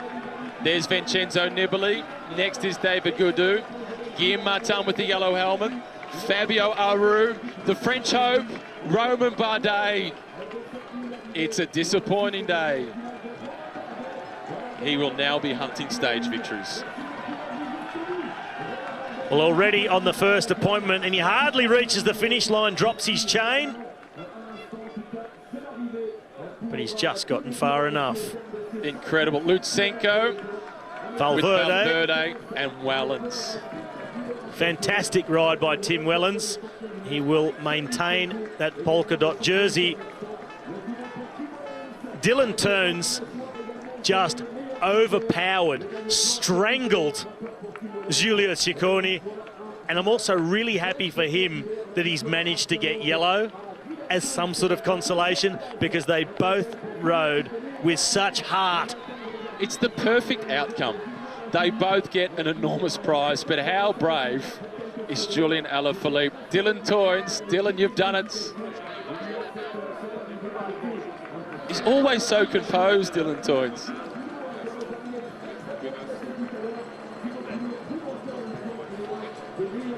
Oh, he was so tactically good as well. He took the front on the dirt section, took the turn onto the sealed road, which ensured that Ciccone at least had to come back a little bit more than a length to make a pass, but he did such a long sprint, Dylan Teuns. The gap in the end was 11 seconds. It was about 11 metres. And look at that gap at the start of the day. Julian Alaphilippe, his advantage was 1:43 ahead of Ciccone, but Ciccone gets a time bonus. Plus he had a time bonus on the penultimate climb, so he will move into the yellow jersey by the narrowest of margins. And so will Emmanuel Buchmann at 1:51 with Nairo Quintana. Really good. Thibaut Pinot, he'll take great confidence out of that. And also, a throw for the line to make sure he got across in front of Julian Alaphilippe. Look at that, new race leader from Trek Segafredo, Giulio Ciccone, 6 seconds ahead of Julian Alaphilippe. Torrens is up into third. George Bennett, the Kiwi, good ride by him today. He's fourth at 47 seconds. Then Geraint Thomas, he's back in front of Egan Bernal, followed by Thibaut Pinot, Stephen Cruz, Michael Woods and Rigoberto Urán. Here comes TJ Van Garderen. Looking now at our new leader, Giulio Ciccone, the Italian from Trek Segafredo. They're not here with a sprinter in the team. Their fastest man, Jasper Stuyven, but in the flat sprints, maybe a top 10, maybe. Do they even ride on the front at all tomorrow? I don't think they should. I think they should just sit back, let it happen, breakaway form, and say, sprinters teams, up to you. Totally agree. TJ, a big chunk of time lost for TJ today. I imagine he'll go to bed disappointed. After finishing second at the Criterium de Dauphiné, here it is again, the final 100 metres. Brutal. And this is the very steepest part, 24%, where Ciccone still is now. And it's only from this point now, where the signs are on the road, that it eases off ever so slightly. And if there was no assistance to push him, he would have fallen over sideways. They were together at 100 metres to go, and the gap on the line was 11 seconds. It's been a good climb for Italians. 2 wins and a second place. And a yellow jersey. And a yellow or 2. Nibali? Yeah, he took the yellow as well in 2014. He held it all the way to Paris. What a defence. I thought he was going to get there, Julian Alaphilippe. How good was Geraint Thomas? Seated the whole way. And desperate by Thibaut Pinot right at the end. I can imagine Geraint Thomas channeling the old track squad intervals when they're doing high power ergo short intervals. Just squeeze it out in the seat. He's got incredible power in the seat from his track days. But what a win for the young Belgian Dylan Teuns.